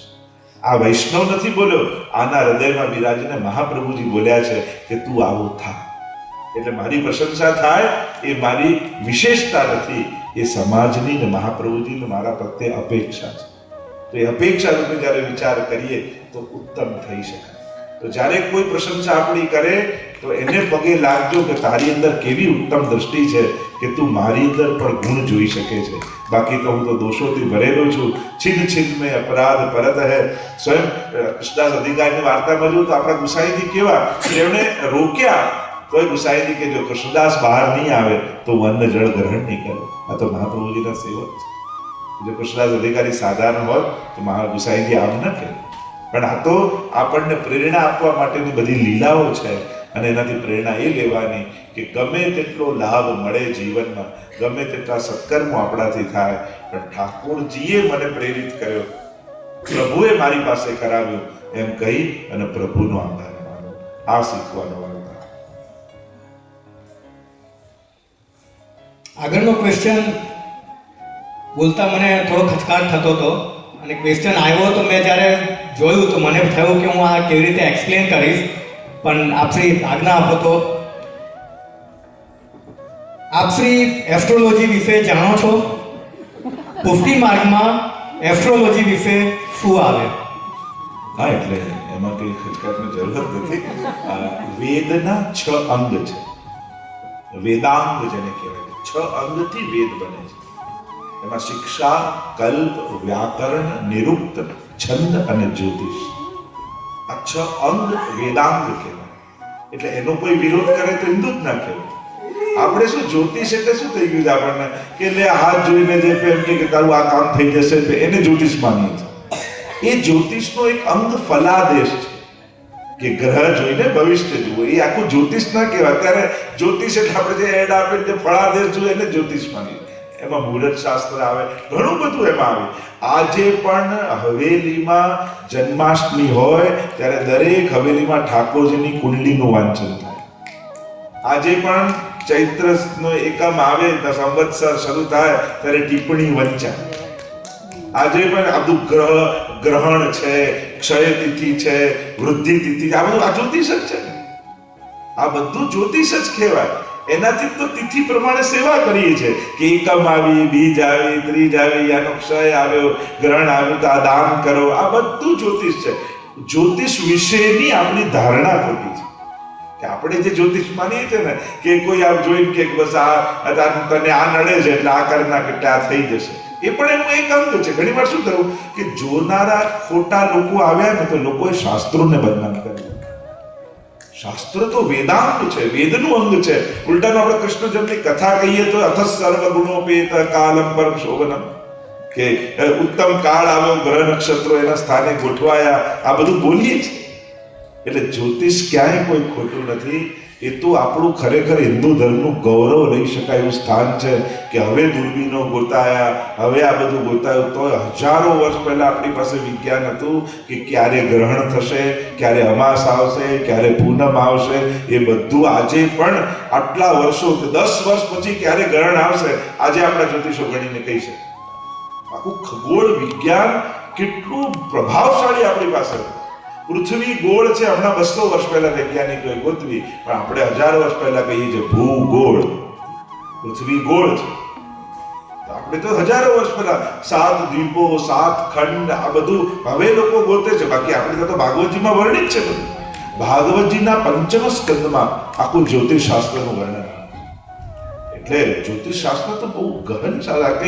કઈ નાના સુનાના ખેલ નથી. આ તો લોકો ખાલી એડવર્ટાઇઝ કરીને ખાલી ફળાદે જુએ. જ્યોતિષ ખાલી એટલું ના કહેવાય, એ આખું ગણિત છે, અદ્ભુત ગણિત છે. અને માણસ 50 વર્ષ જીવશે એવું કદાચ ડોક્ટર કહી શકે, પણ એ 50 વર્ષ એના કેવા જશે એ આપણે ગ્રહ પરથી કહી શકીએ. એની લાઈફની ક્વોલિટી કેવી હશે. તો આ બધું વિજ્ઞાન છે. આપણા તો દરેક ભાગવતજી, ગીતાજી, રામાયણ, આ બધામાં જુઓ તમે તો દરેકમાં જ્યોતિષ વણાયેલું છે. એટલે વેદાંત છે. એટલે જ્યોતિષને ખોટું નહીં માનવું. જ્યોતિષીઓ ખોટા હોઈ શકે. હવે કોઈ મેડિકલ સાયન્સમાં ડિગ્રી વગર પ્રેક્ટિસ કરતો હોય ડોક્ટર અને કંઈક ખોટું કરે, તમે કહો આ મેડિકલ ડોક્ટર પાસે જવું જ નહીં, જો ને કેસ બગાડી નાખે, તો ડોક્ટર ખોટો હોઈ શકે, મેડિકલ સાયન્સ થોડી ખોટું હોય. એમ જ ઘણી વાર ધર્મમાં એવું થઈ જાય, ખોટા વ્યક્તિઓ પાસે જવાથી લોકો ધર્મને ખોટું માની લે. એના એટલા બધા પ્રશ્નોત્તરીનું સચન ચાલે એટલે ખાસ કહીશું કે સમાધાન પણ જીવનમાં કોની પાસે લેવા જોઈએ. પ્રશ્નો જાગવા ખરાબ નથી, જાગવા જ જોઈએ. હવે અર્જુનને મોહ થયો અને અર્જુનને મોહ થયો પૂછવા ધૃતરાષ્ટ્રને ગયો હતો કે યુદ્ધ લડું કે ના લડું. કેવી ગીતા મળી હતી વિચાર કરો. પણ ભાગ્યશાળી હતો કે કૃષ્ણ બાજુમાં હતા. એમ જ આપણા ધર્મમાં જ્યારે પણ જિજ્ઞાસા જાગે તો જે ઓથેન્ટિક પર્સન નથી, જેને પોતાનું નોલેજ પૂરું નથી, એની પાસે અડધું કાચું પ્રશ્નનો સમાધાન મેળવી આપણા મનમાં શંકા ઉઠાની વધી જાય છે. જો અજ્ઞાનીને પૂછશો તો શંકાને અશ્રદ્ધામાં ફેરવી દેશે. જ્ઞાનીને પૂછશો, ઓથેન્ટિક પર્સનને પૂછશો તો શંકાને શ્રદ્ધામાં ફેરવશે. એટલે મૂળ વાત શંકા ખોટું નથી. એ શંકા ક્યાં પ્રસ્તુત કરી, કોની આગળ પ્રસ્તુત કરી, એ બહુ જ મહત્વનું. એના કરતા ના પૂછવું સારું. વિપરીત જ્ઞાન કરતા અજ્ઞાન સારું. પણ આ ખોટું માઇન્ડમાં ઘુસાડી દે ને કોઈ, આ અપરસ વિશે ના પુષ્ટિમાં વિશે કેટલું હમણાં હું કીધું 80% મારી મહેનત તો એ જ દૂર કરવામાં જાય છે કે આવું નથી. ખોટી માન્યતાઓ દૂર કરવામાં જ 80%, 20% જ નવું જ્ઞાન આપી શકીએ છીએ. પણ જે જૂનું ઘૂસી ગયું છે, ઘૂસી બી એટલે કોઈ ખોટા નતા, પણ આપણે મર્યાદીને મોટા ભગવદીઓને જોયા એટલે એમ થયું કે આ કરો તો જ સાચો પુષ્ટિ માર્ગ, મિશ્રી ધરો તો ખોટા. તો એવું નથી હોતું. કેજીમાં બાળક હોય, ફર્સ્ટમાં હોય, સેકન્ડમાં પીએચડી હોય, પણ પીએચડી વાળાની બુક જોઈને કેજી વાળાના હાથમાં આવે તો ગભરાઈ જાય ને. એ તો એમ જ કે સ્કૂલે જવું જ નથી, આ બધું કોણ વાંચશે. અને આપણે એવું થયું કે આપણે તો પુષ્ટિ માર્ગ નહીં ફાવે, પણ પીએચડી ની બુક લેવાની જરૂર જ નથી. કેજીમાં છો તો કેજી નું જ લો. અને એટલા માટે ઓથેન્ટિક પર્સન પાસે જઈને પૂછો ને, એટલે અમે કહીએ પૂછો, સંકોચ ના રાખતા, વાત કરજો. અને તમારો પ્રશ્ન નાનો નથી, એને નાનોય નહીં માનો. તમને નડે છે એટલે તમારા માટે મોટો. એટલે કોઈના પ્રશ્ન અમને હસવું નહીં. જેને જેને જે શંકા હોય એને મને સતાવી રહી છે. કેમ ન હોય? જાગે સહજ છે. પણ જે જાણકાર છે, ઓથેન્ટિક પર્સન છે, એમની પાસે જઈને પૂછશો તો સારું સમાધાન મળશે અને સંશય શ્રદ્ધામાં ફેરવાશે. અને તો જે વાત કરી રહ્યા છે જ્યોતિષ ઈશની જ્યોતિ, એને જ્યોતિષ કહેવાય. જેમ અંધારું છે, તમે બેટરી મારો, સામે રસ્તો ન દેખાતો દેખાવા લાગે. એમ ભવિષ્યમાં શું થવાનું છે એ જાણી અને વ્યક્તિ જીવનમાં નિર્ણયો લે, એના માટે આવે. અને જ્યોતિષશાસ્ત્ર ખાલી ફલાદેશ નહોતું, આપણે ત્યાં કાળ ને દેવતા માન્યા છે. અને એટલા માટે ચોઘડિયું જોઈએ કે આ સારું ચોઘડિયું, આ બધું જ્યોતિષ જ છે, એ બી જ્યોતિષ જ છે. એટલે કે કાળ દેવતા મૂળમાં છે કે નહીં એ જોવાનું. જેમ હવે કોઈ તમે કાયમ એની પાસે માંગવા જતા હો, ના આપતો હોય, પણ ક્યારેક મૂળમાં બેઠો હોય તમે જો કે આપને ઠીક છે, જા લઈ જાય. મૂળમાં હોય ને માણસ, ના આપતો હોય તો આપી દે. તો ઉત્તમ ઘડીમાં કાર્ય કરવું એટલે શું? એ કાળ દેવતા મૂળમાં હોય ને તો ભાગ્યમાં ના હોય તો આપી દે. એટલે ઉત્તમ મુહૂર્તમાં એ કાર્ય કરે. તો આ બધા કારણો હતા. અને જ્યારે તમે વિસ્તારથી સમજો ને દરેકની પાછળ શું રીઝન છે, કેમ આ બધું છે, કેટલું મોટું ગણિત આ બધું છે. આ કંઈ નાનું સૂનું નથી, અદ્ભુત ગણિત છે. ખરેખર હિન્દુ ધર્મ આના પર ગૌરવ લઈ શકે એવું એક જ્યોતિષશાસ્ત્ર આપણી પાસે છે કે માણસ શું ભણશે, કેવો થશે, કોઈના બાર ખાના જોઈ અને આપણે કહી શકીએ કે ભવિષ્યમાં શું બનવાનું છે, શું કરવું જોઈએ અને કઈ બીમારી આવશે, કઈ. તો આખું એનું એક વિજ્ઞાન છે. એટલે એને સાધારણ નહીં ગણવું. પણ જે સાચા જોનારા હોય, અને આપણે તો ભગવદ આશ્રયમાં રહીએ છીએ. જો આ બધું ક્યારે છે? જેને અનન્ય આશ્રય છે એને કંઈ નથી. જેને અનન્ય આશ્રય નથી એના પર આપણે કોઈ કુદરતની બહારના લોકો તો છીએ નહીં. આજે આપણને ઠંડી લાગે છે, ગરમી લાગે છે, મોસમની અસર થાય છે. એમ જેમ ગ્રહણ આવે, પૂનમ આવે, અમાસ આવે, જેમાં પૃથ્વી પર એની જે અસર દરિયામાં કે આમાં જે જોવા મળે છે. તો આપણે પણ 5 તત્વોના જ બનેલા છીએ. આખું જગતમાં 5 એલિમેન્ટ્સ જે છે એ તો કોમન ફેક્ટર છે બધાની અંદર. આપણે બધા એના જ છીએ. એ 5 તત્વો પર જે અસર કરે, આ દરિયામાં પૃથ્વી પર 70% પાણી છે તો આપણા શરીરમાં 70% પાણી જ છે. જેમ ત્યાં ઇફેક્ટ થાય છે એમ આપણા પર ઇફેક્ટ થાય છે. એમ દરેક ગ્રહ એક વસ્તુનું કારક તો ન તો એમાં વિસ્તારમાં નથી જતો. પણ તમે રોજ ઠાકોરજીને મિશ્રી આરોગાવો છો. હવે ઠાકોરજીએ માટી ખાધી, મુખ ખોલ્યું તો બધા ગ્રહ નક્ષત્રો યશોદાજીને પ્રભુના મુખમાં દેખાય. તો આ રોજ મિશ્રી આરોગાવો છો ને તો તમારા બધા ગ્રહની શાંતિ એમ જ થઈ જાય છે. આ રોજ લાલનને આરોગાવો ને તમારે 9 ગ્રહની શાંતિ મિશ્રી ખાઈ ખાઈને એવા મીઠા થઈ જાય કે નડવાની જગ્યાએ મદદે આવી જાય. અને એટલા માટે પ્રભુને આરોગાવવું, ત્યાં બધું જ અંદર છે, તેમાં આપણું બધું જ થઈ જાય. એટલે મીઠાશ આપણે વહેતા રહેવું, એનો ઉદ્દેશ એ છે કે કોઈ મીઠું ખાતું હોય તો રોકવું નહીં એને. ડાયાબિટીસ જ નહીં ખાવા. આગળનો ક્વેશ્ચન છે, ઠાકોરજીની સન્મુખ ભેટ ફક્ત પારણા જન્માષ્ટમીમાં અને પવિત્ર બારસના દિવસે જ થાય, બાકી સન્મુખ ભેટ કેમ ન મુકાય? એટલે 4 ભેટ હોય છે. આવું ખાલી ત્યારે જ નહીં, પવિત્ર હોય, દિવાળીમાં, અઠડીમાં પણ આવે. તો આજે 4 ભેટ જન્માષ્ટમીમાં તો આમ 4 વખત ભેટ ધરતા હોય. મૂળ ન ધરવાનું કારણ શું હોય કે પ્રભુની ધરેલી ભેટ આ તમારા ઘરમાં તમે ધરો, પછી એનું શું કરો? હવે એનાથી જો શૃંગાર લાવતો તો ઠાકોરજીના પૈસાથી ઠાકોરજીનો લાયક કહેવાય. અને એટલા માટે એ ભેટનો વિશેષ કોઈ વિનિયોગ અને તમારા જ લાલન છે. આ તમે ભેટ જઈને અહીંયા જ્યારે બધાના માથે બિરાજતા હોય સત્સંગમાં કે હવેલીમાં, ત્યાં ભેટ ધરો તો પ્રભુ સુધી પહોંચે. પણ આ તો તમારા લાલન છે ને તમારે જ એને સેવવાના છે. એટલે તમારા દ્રવ્યથી એની સેવા થાય એવો ભાવ તમારો હોય. અને પ્રભુને ધર્યું હોય, પ્રભુનું દ્રવ્ય થઈ જાય. અને એનાથી લાવો તો ઠાકોરજીના દ્રવ્યથી ઠાકોરજીનો લાયા કહેવાય. અને એટલા માટે આપણી સેવાનો અંગીકાર પ્રભુને થાય એટલે વિશે. અને આપણા માથે જ બિરાજે છે, આપણા જ ઘરે બિરાજે છે, આપણી સાથે જ રહે છે. અને એટલા માટે જુદી ભેટ વ્યવસ્થા છે. બાળક માટે આપણે જુદું નથી રાખતા, એમ ઠાકોરજી માટે પણ જુદું ન રાખતા આપણી ભેટનો અંગીકાર ઠાકોરજી, આપણી સેવાનો અંગીકાર દરેક વસ્તુમાં થાય એટલા માટે વિશેષ ભેટનો ક્રમ નથી હોતો. આગળનો ક્વેશ્ચન આપણે અહીંયા પાઠશાળા ચાલે છે, પુષ્ટિ પાઠશાળા, તેમાંથી જ એક બાળકનો છે કે શ્રી ઠાકોરજીએ ટચલી આંગળીએ ગોવર્ધન પર્વત ઉંચક્યો છે, એ શું ખરેખર સાચું છે કે પછી પૌરાણિક વાર્તા છે? અમારા માટે આવા ક્વેશ્ચનનો લોજિક આન્સર શું હોય અને કેવી રીતે આપવો જોઈએ? એટલે વેદ અને પુરાણ આ બંનેમાં ફરક. વેદમાં શબ્દોનું મહત્વ, પુરાણમાં અર્થોના મહત્વ. તો ગોવર્ધન આપણી તો નિશ્ચિત વાત છે, તમે બ્રજમાં આવો તો ગિરાધવ બિરાજેલા છે અને ધારણ કરેલો જ છે, તો એ તો નિશ્ચિત વાત છે.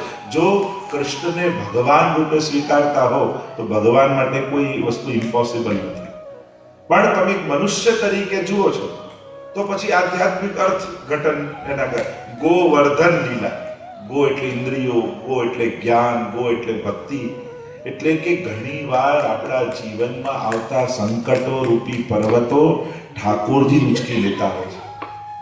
આપણે જ્યારે અનન્ય આશ્રય રાખીએ ત્યારે આપણા સંકટોના જે પર્વતો છે ને, દુઃખનો પહાડ તૂટી પડ્યો, આપણે નથી કહેતા દુઃખનો પર્વત તૂટી ગયો, દુઃખના પહાડ મારા માથે છે, તો એ દુઃખના પહાડથી બચાવે કોણ, રક્ષા કોણ કરે? તો કે જ્યારે ઠાકોરજીના આશ્રયમાં જાઓ તે પર્વત પ્રભુ ઉંચકી રાખે અને તમને પોતાના આશ્રયમાં સુરક્ષિત કરે છે.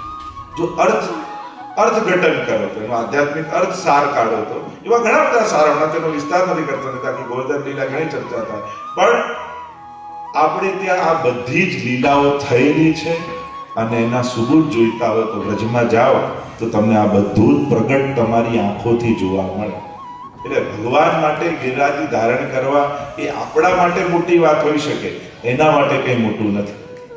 અને એટલા માટે જેમ કોઈ પણ વસ્તુ આશ્ચર્ય શું લાગે, હવે તમે 100 વર્ષ પહેલા એમ કહો કે એક વ્યક્તિ ન્યુઝીલેન્ડમાં છે અને એ વ્યક્તિ સીધો અમેરિકામાં કોઈને જોઈએ શકે અને વાતે કરી શકે.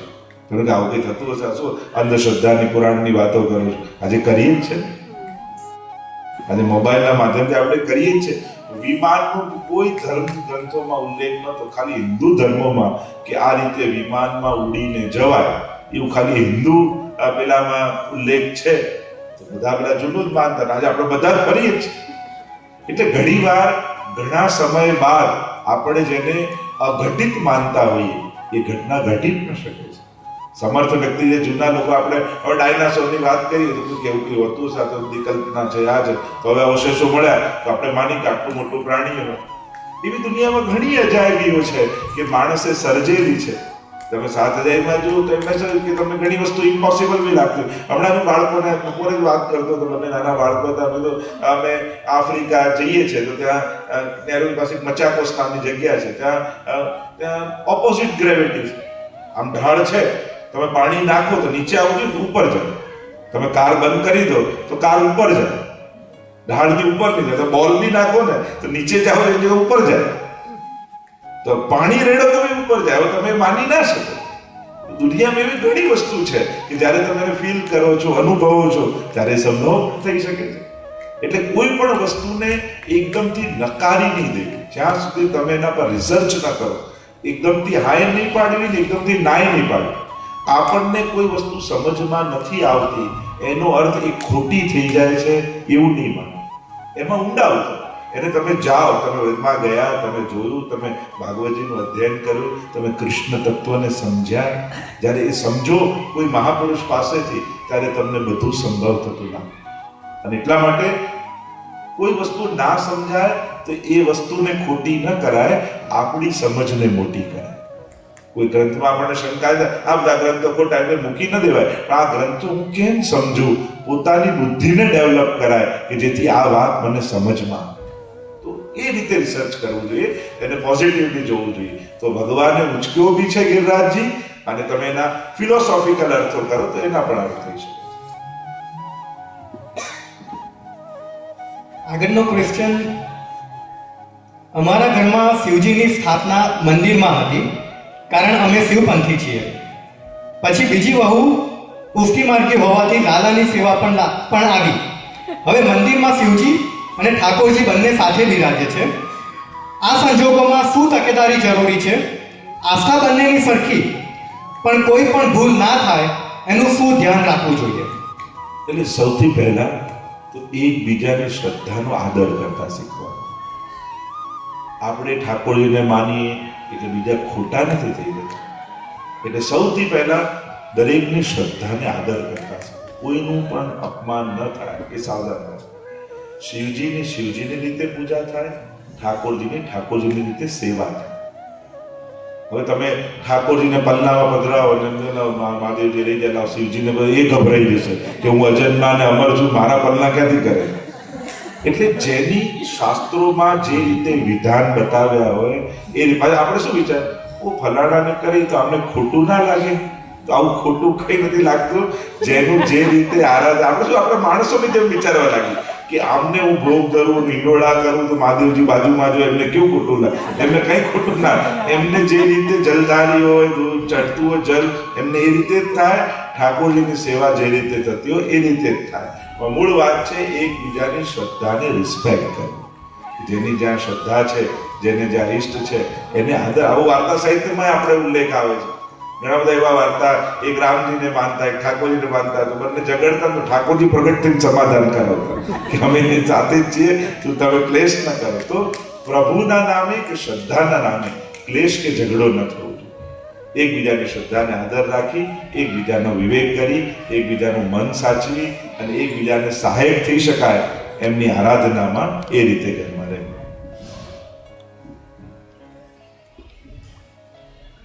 શ્રી મહાપ્રભુ વલ્લભાચાર્યજી અને શ્રી ચૈતન્ય મહાપ્રભુજીની ભક્તિમાં શું તફાવત છે? બંને માર્ગ કઈ રીતે અલગ છે?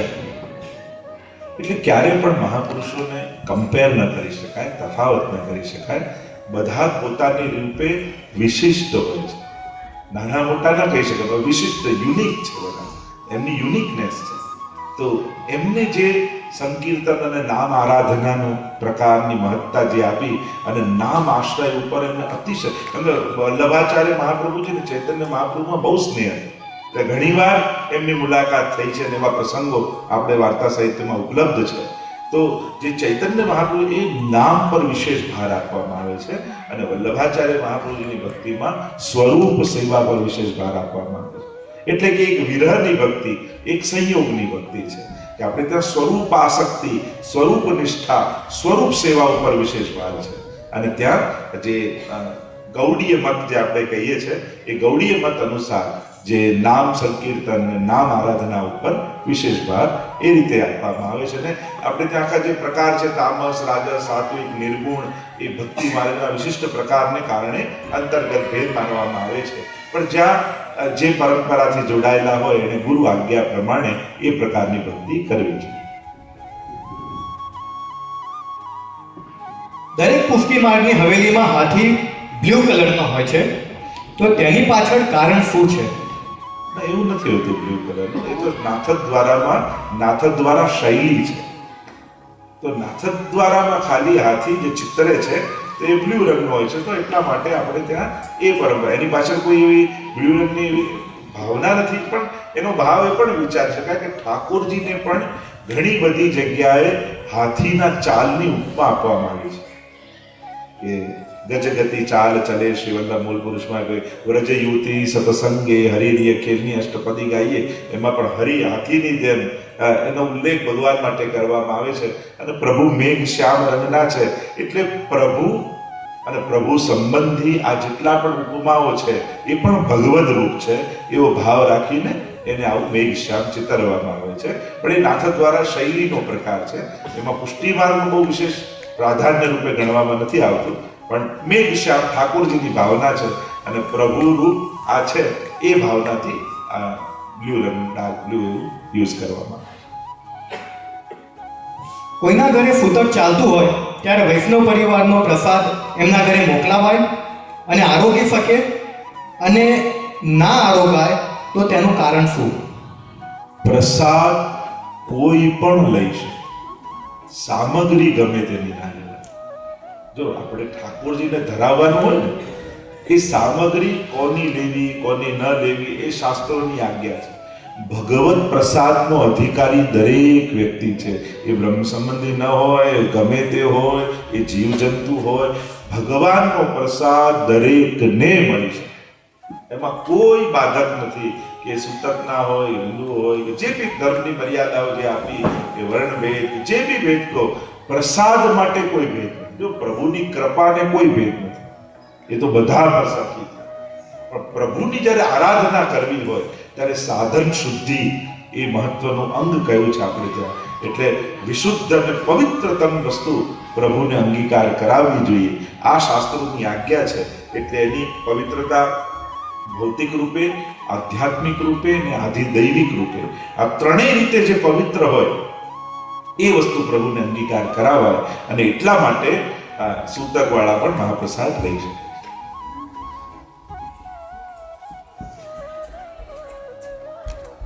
ઘરના ઠાકોરજીને ભેટ અહીંયા આગળ ઇન ટર્મ્સ ઓફ મની કહે છે કે ડોલર કે પૈસા, કે ઘરના ઠાકોરજીને ભેટ ક્યારે ક્યારે ધરાવી શકાય, એ ધરાવેલી ભેટનું શું કરવું? એટલે એ જ પ્રશ્ન આપણે જુદી રીતે જેમ 4 પ્રકારે, અને બીજું આપણે કારણ કે દ્રવ્યનો બહુ વ્યવહાર પ્રભુ સાથે આપણો છે નહીં, આપણો લીલાનો સંબંધ છે. એટલે ભેટ તો એક સમર્પણ સુકન રૂપે હોય છે. બાકી ઠાકોરજી માટે ભેટ ધરવા કરતા એમના માટે ઉત્તમ વસ્તુ યા સામગ્રી પધરાવીને લાવવી, એવો વિવેક આપણે ત્યાં છે. એટલે ભગવાન જો આ રોકડનો વ્યવહાર એ આપણો સાંસારિક વ્યવહાર છે, પ્રભુ સાથે સમર્પણનો વ્યવહાર છે આપણી સાથે. અને એટલા માટે ઠાકોરજી માટે કોઈ વસ્તુ, કોઈ શૃંગાર, કોઈ વસ્ત્ર કે એવી બધી વસ્તુ ઠાકોરજીને ભેટ ધરવી, લાવીને દ્રવ્ય ધરવાનો આપણે ત્યાં વ્યવહાર નથી.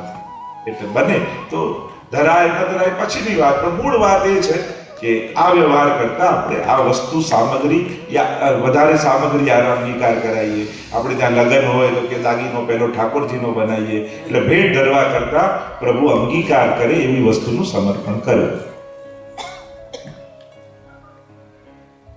બીજા કોઈ વૈષ્ણવના ઘરે ઠાકોરજીના દર્શન કરીએ તો એમના ઠાકોરજીને ભેટ ધરાવી શકીએ કે ન ધરાવી શકીએ? એટલે ત્યાં ભેટ ધરવાની જરૂર નથી. કારણ કે આપણે શું કે જ્યાં બી જ્યાં વ્યવહાર તેમ માની કે ભેટ ધરવાથી જ ભક્તિ પહોંચે એવું નથી. આપણે દંડવત કરીએ, વંદન કરીએ, કારણ કે એના માથે બિરાજતા ઠાકોરજી છે. પણ જે વૈષ્ણવ જોડે આપણે એવો વ્યવહાર હોય કે જ્યારે પણ બહાર જઈએ તો કે એના ઠાકોરજી માટે આપણે પધરાવીને લાવ્યા અને એ પણ પધરાવીને લાવતો, એવા આત્મીય જનો હોય, કારણ કે આપણે આત્મીય જનોનું પણ સમર્પણ કરીએ છીએ. તો એવો વ્યવહાર જેની સાથે હોય, એ કોઈ વસ્તુ પધરાવીને લાવે તો આપણે પછી એના પ્રેમથી, કારણ કે આપણો સ્વજન છે, આપણા આપ્તજનો છે, એટલે આપણા આપ્તજનો એ પ્રભુના પણ આપ્તજનો થાય. અને એટલા માટે એ વસ્તુ એ રીતે આપણે અંગીકાર કરાવી શકીએ. પણ સીધો ભેટ ધરવાનો એ પ્રકાર બહુ પુષ્ટિ માર્ગમાં છે. શ્રી ગિરિરાજ અભિષેક કરીએ, શ્રી ગિરિરાજ અભિષેક મંત્રનું મહત્વ શું છે અને મંત્ર કયો છે? એટલે અભિષેકનો મંત્ર આપણે ત્યાં તો પુરુષ સૂક્ત જે કરતા હોઈએ, હરિ ઓમ સહસ્રશીર્ષા પુરુષાસ જે વેદ મંત્ર છે, અને પ્રભુનો જે ત્યાંથી અભિષેક થતો હોય એ જ અભિષેકનો મંત્ર છે. ગિરિરાજજીનો મંત્ર જુદો છે, એ અભિષેકનો મંત્ર નથી. કે જે હરિદાસ વર્ય શ્રી ગિરિરાજ ગોવર્ધનાય નમઃ એ જે મંત્ર આપણે કહીએ છીએ, જેનાથી ગિરિરાજને વંદન કરીએ છીએ. હરિદાસ વર્ય કે હરિના દાસોમાં જે વર્ય શિરમોર છે, વેણુ ગીતમાં ગોપીજનો કહે હંતાય બદ્રિલ બલા હરિદાસ વર્યો યદરામ કૃષ્ણ ચરણ સ્પર્શ પ્રમોદ. એટલે અમને હરિના દાસ કૃષ્ણ ભક્તિમાં, એ ભક્તોમાં કોઈ શિરમોર હોય તે ગિરિરાજજી છે. તો એમને હરિદાસ વર્ય શ્રી ગિરિરાજ, ગિરિના રાજા, ગોવર્ધનાય નમઃ એવા ગોવર્ધન કરનારા ને વંદન કરી. આ મંત્ર પણ એ અભિષેકનો મંત્ર નથી. અભિષેક સમયે જો આપણે પુષ્ટિ માર્ગી હોઈએ તો બળે નनको આગે દે ગિરધર શ્રી ગોવર્ધન પૂજન આવત, જે ગોવર્ધન પૂજાનું કીર્તન છે એ જ બોલતા હોઈએ છીએ આપણે ત્યાં. જે વેદ મંત્ર છે એમ જ આપણે ત્યાં અષ્ટ છાપ હે હમારે વેદ. તમને મંત્ર ના આવડે તો અષ્ટ છાપ ભગવદીઓની વાણી ગાઓ તો એ વેદ મંત્ર બરાબર જ માનવા.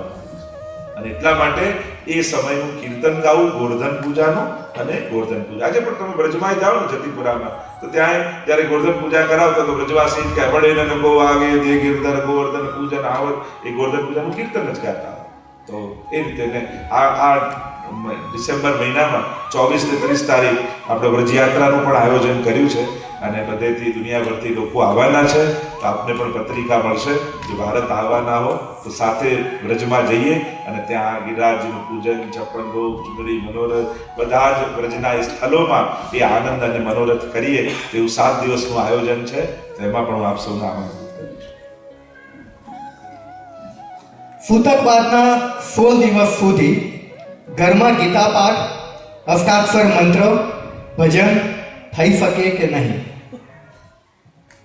એટલે 16 દિવસ એટલે એમ તો કહેવાય જેમ બ્રાહ્મણ, ક્ષત્રિય બધાને જુદું જુદું સૂતક હોય છે. જેમ યુવાના હોય તો ક્ષત્રિયમાં આવે તો એમને 12 રાત્રિ 13 દિવસનું હોય. હવે વણિક હોય તો એમને 16 દિવસ કર્મા બધે શુદ્ધ થાય. બ્રાહ્મણ હોય તો 10 દિવસનું. એટલે બધાને 16 દિવસનું એવું નથી હોતું. કરેક્શન એ બી વિચારી લેવું જેનું જે રીતે સૂતક લાગતું હોય. બને તો મંત્ર જાપ મોટેથી નથી થતો. એ વખતે બને તો ધૂન ગાવાની. કારણ કે આપણે ત્યાં સ્તોત્ર, પાઠ આ બધા છે ને સ્વરૂપાત્મક માન્યા છે. તો ગીતા પાઠનું વિધાન કરી શકાય કે ચલો એના ભાવાર્થ આદિનું કરે તો બી વાંધો નથી. પણ મંત્ર જાપ એ સમય ઉચ્ચારણ સાથે નથી થતો. એ સમય બને તો ધૂન ગાવી ભગવતના ગિરિરાજ ધરણ શ્રીજી તમારે શરણ એવા પ્રકારની ભગવાનના નામની જે ધૂન હોય એ ગવાય. મંત્ર જે હોય મંત્રની એક મર્યાદા હોય છે, એનો એક નિયમ હોય છે. એટલે મંત્રનું ઉચ્ચારણ એ સમય આપણે નથી કરતા. એટલે ધૂન ગાવાનો ક્રમ રાખવો. ભગવાન માટેનું અલગ કરેલું દ્રવ્ય ક્યાં ક્યાં વપરાય? એટલે ઠાકોરજી નિમિત્તે એટલે એમાં 2 વસ્તુ છે. એક પ્રભુના માટે અને એક પ્રભુને. એટલે કયું કાઢી એક પ્રભુના ભેટ રૂપ હોય અને એક ઠાકોરજી માટે હોય કે આ ઠાકોરજી માટે વાપરીશ.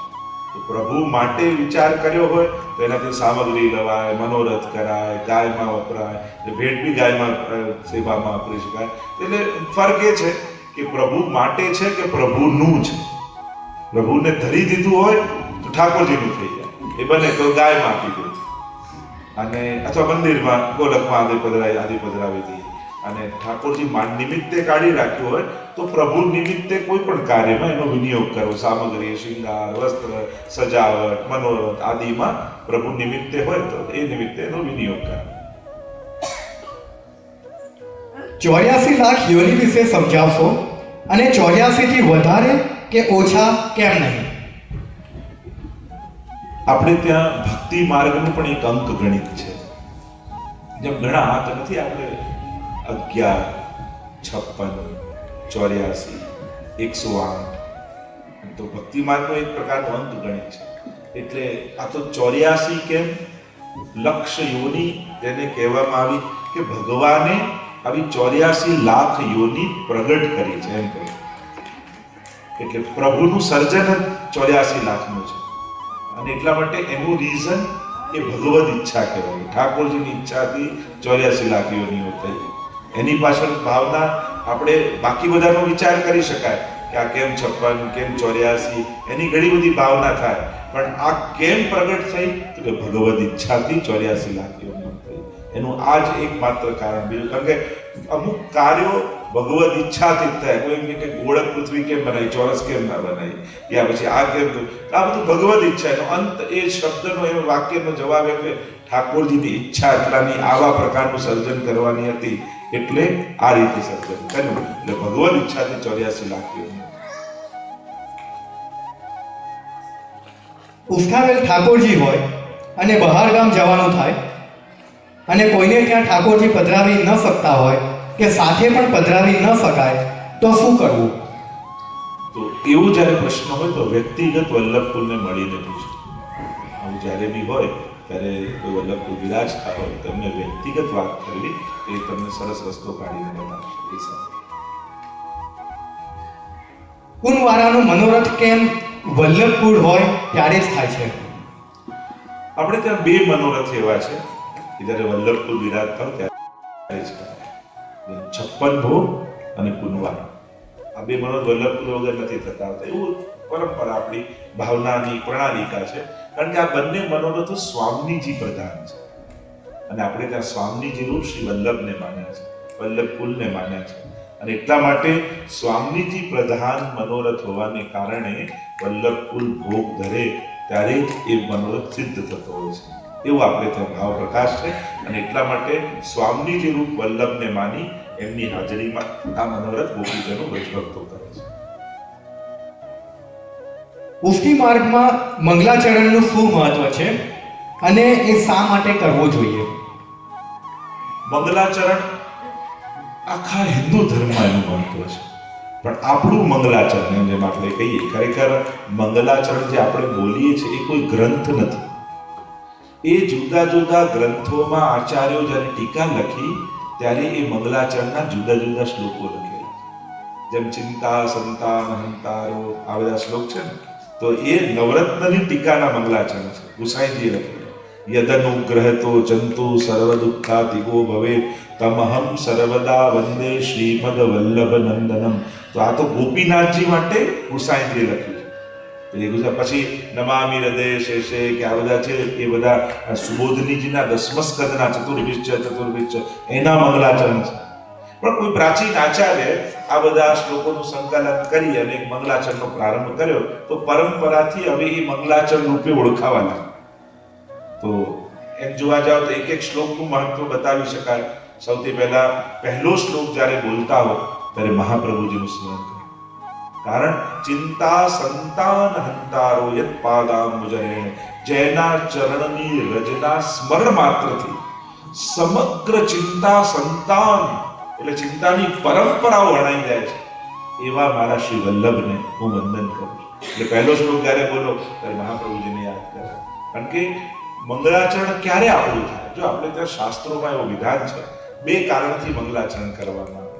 એક, જે કરવા જઈ રહ્યા છીએ એમાં કોઈ વિઘ્ન ના આવે, અને આ કરીને જે પામવા જઈએ છીએ એ ફળમાં કોઈ વિઘ્ન ના આવે. એને કારણે કોઈ પણ શાસ્ત્ર, કોઈ પણ ગ્રંથ, કોઈ પણ સત્કાર્ય કરો એના પહેલા મંગલાચરણ કરવામાં આવે. મંગલાચરણ એટલે પ્રભુનું સ્મરણ કરવામાં આવે. શાસ્ત્રોમાં, સંસ્કૃત સાહિત્યમાં 3 પ્રકારના મંગલાચરણ કયા છે: નમસ્કારાત્મક, આશીર્વાદાત્મક અને વસ્તુ નિર્દેશાત્મક. સંસ્કૃત સાહિત્યનો પરિચય આપું તો આ 3 પ્રકારના, 3 ટાઈપના મંગલાચરણ દરેક શાસ્ત્રોમાં હોય. ક્યાંક નમસ્કારાત્મક હોય, કે હું આપને વંદન કરું છું, નમામિ યમુનામ, આ મંગલાચરણ કહેવાય. યા નમામિ હૃદય શેષે, મંગલાચરણ નમન કર્યું. ક્યાંક આશીર્વાદાત્મક, પોતે આશીર્વાદ માંગ્યા હોય કે અમને એવા આશીર્વાદ આપો, અમને આવી આકાંક્ષા છે, આશીર્વાદની યાચના હોય. અને ત્રીજું મંગલાચરણ વસ્તુ નિર્દેશાત્મક, એટલે કે જે ગ્રંથ ગાવા જઈ રહ્યા છીએ એમાં સબ્જેક્ટ શું છે, એનો વસ્તુ નિર્દેશ શું છે, એનો સંકેત મંગલાચરણમાં કરી દીધો. તો આ 3 ટાઈપના મંગલાચરણ. પણ મંગલાચરણ એટલા માટે કે તમે જે કરવા જાઓ છો, તમારી ભક્તિ હોય, સત્કાર્ય હોય, લૌકિક કાર્ય હોય, એટલે કે સૌથી પહેલા પ્રભુને વંદન કરવા, એ આપણું મંગલાચરણ. પ્રભુને યાદ, મંગલમ ભગવાન વિષ્ણુ મંગલમ ગરુડધ્વજ. યા કીર્તન સાહિત્યનો ઉલ્લેખ કરું તો મંગલ રૂપ નિધાન સાવરો, મંગલ રૂપ નિધાન, મંગલના નિધિ પરમાત્મા છે. અને શાસ્ત્ર એમ કહે છે કોઈ પણ કામ કરતા પહેલા ભગવાનને યાદ કરો તો તમારું બધું જ મંગલ થાય. તો એને કહેવાય મંગલાચરણ. પહેલા પ્રભુને યાદ કરવા, જેથી જે કરો છો એમાં કોઈ વિઘ્ન ના આવે, અને એ કરીને જે પ્રાપ્ત કરવા ઈચ્છો છો એ પ્રાપ્તિમાં કોઈ વિઘ્ન ના આવે. એટલા માટે મંગલાચરણ કરો. ડોનેશન ધાર્મિક સંસ્થામાં થઈ શકે તો મને જે ક્વેશ્ચન આવ્યો છે, હું એવું માનું છું કે આપણા વૈષ્ણવ પંથ સિવાય બીજી કોઈ ધાર્મિક સંસ્થા હોય એમાં ડોનેશન થઈ શકે કે ના થઈ શકે? એટલે મૂળ વાત તમારા સમર્પણની, શ્રદ્ધાની અને નિષ્ઠાની. જેમ તમે બ્રહ્મ સંબંધ લીધું એટલે ઠાકોરજીને તમે સમર્પિત થયા કે તન મન ધન મારું પ્રભુનું છે. એટલે હવે પ્રભુને કેન્દ્રિત કરી. એમ તો આપણે ઘણી બધી જગ્યાએ હવે ઘણીવાર વ્યવહારથી આપતા હોઈએ, કારણ કે ધર્મ ઓછો નડે, શરમ વધારે નડે, કે આ કહેવા આવ્યા છે, નહીં આપી તેમને ખોટું લાગશે. તો આપણી, કારણ કે જો શરણાગતિ અને નિષ્ઠા છે ને, દરેકની જુદી જુદી હોય છે. કે તમારી પ્રભુ પ્રત્યે તમારી નિષ્ઠા કેટલી છે, અનન્યતા કેટલી છે, શ્રદ્ધા કેટલી છે, આમાં ખોટું કોઈ ના હોય છે. પણ તમારી નિષ્ઠા અને તમારી અનન્યતા એ તમારા ઉપર છે. કર્યું એમાં કોઈ ખોટું નથી હોતું, નથી કર્યું એમાં કોઈ ખોટું નથી હોતું, પણ દરેકની નિષ્ઠા અને અનન્યતા પર છે. એટલે આ તમારા કરનારા ઉપર છે કે એનું તન, એનું મન, એનું ધન, એને ક્યાં લગાડવું, કારણ કે જે રીતે તમારી શ્રદ્ધા જાય એ પ્રમાણે શ્રદ્ધાને દિશા મળે છે. શ્રીનાથજી બાવા મલ્લકચ્છ ટીપારા એ શ્રીંગાર ધારણ કરે છે, તેનું મહત્વ શું છે? તેની પાછળ કોઈ વાર્તા છે? મહેરબાની કરીને ટૂંકમાં જણાવશો અને આ શૃંગાર ક્યારે ધરાવા? એટલે મલ્લકાશ ટીપારાનું રીઝન ના હોય, એની ભાવના હોય. ઉષ્ણકાળમાં અને ઘણીવાર એનું આવતા હોય છે, પણ એ બહુ ભાવનાનો વિષય છે, એટલે જાહેરમાં ચર્ચા ન કરી. વ્યક્તિગત મળશો ત્યારે હું એને સમજાવીશ, કારણ કે આપણે ત્યાં બે પક્ષ છે, એક સિદ્ધાંત પક્ષ, એક ભાવના પક્ષ. તો ભાવના એવી છે કે જ્યારે આપણો અધિકાર આપણે ધીમે ધીમે સંપાદિત કરીએ ત્યારે એ ભાવનાની ચર્ચા થાય. તો આપણે ત્યાં રીઝન નથી, પણ ઉષ્ણકાળમાં તમને એ ખ્યાલ છે મલ્લકાશ કેવું હોય કે જેમ આમ કરીને કર્યું, ઉષ્ણકાળમાં નાના બાળક પહેરે એવા પ્રકારનું એક વસ્ત્ર હોય છે અને એની ઉપર મસ્તક પર ટીપારાનો શૃંગાર આવતો હોય છે, અને ટીપારાની આખી ભાવના છે, બહુ ભાવાત્મક હોય, એટલે જાહેરમાં નથી કહેતા, પણ આ પ્રભુના એક પ્રકારના વસ્ત્ર છે જે ઉષ્ણકાળમાં વિશેષ રૂપે પ્રભુ ધરતા હોય છે. તિલક હાથ પર થાય છે, છાતી પર થાય છે અને કપાળ પર થાય છે. તો એવું થાય છે અને તેનું મહત્વ કે કારણ શું છે? એટલે એમ તિલક તો બારે અંગમાં કરવાનું હોય, શાસ્ત્ર તો એવી આજ્ઞા કરે છે. તો બારે અંગમાં તિલક થતું હોય, એના કોઈ વિધાન હોય છે, પ્રકાર હોય છે. તો આપણે ત્યાં દેવો ભૂતવા દેવમ વિજેત, આપણા 12 અંગમાં પરમાત્માનું સ્થાપન કરવામાં આવે તિલક કરી. તિલક જ નહીં, શંખ ચક્ર ગદા પદ્મ એવી મુદ્રાએ ધરાવવામાં આવે, કારણ કે 12 અંગ આપણે ત્યાં માનવામાં આવ્યા છે પરમાત્માના અને જીવના.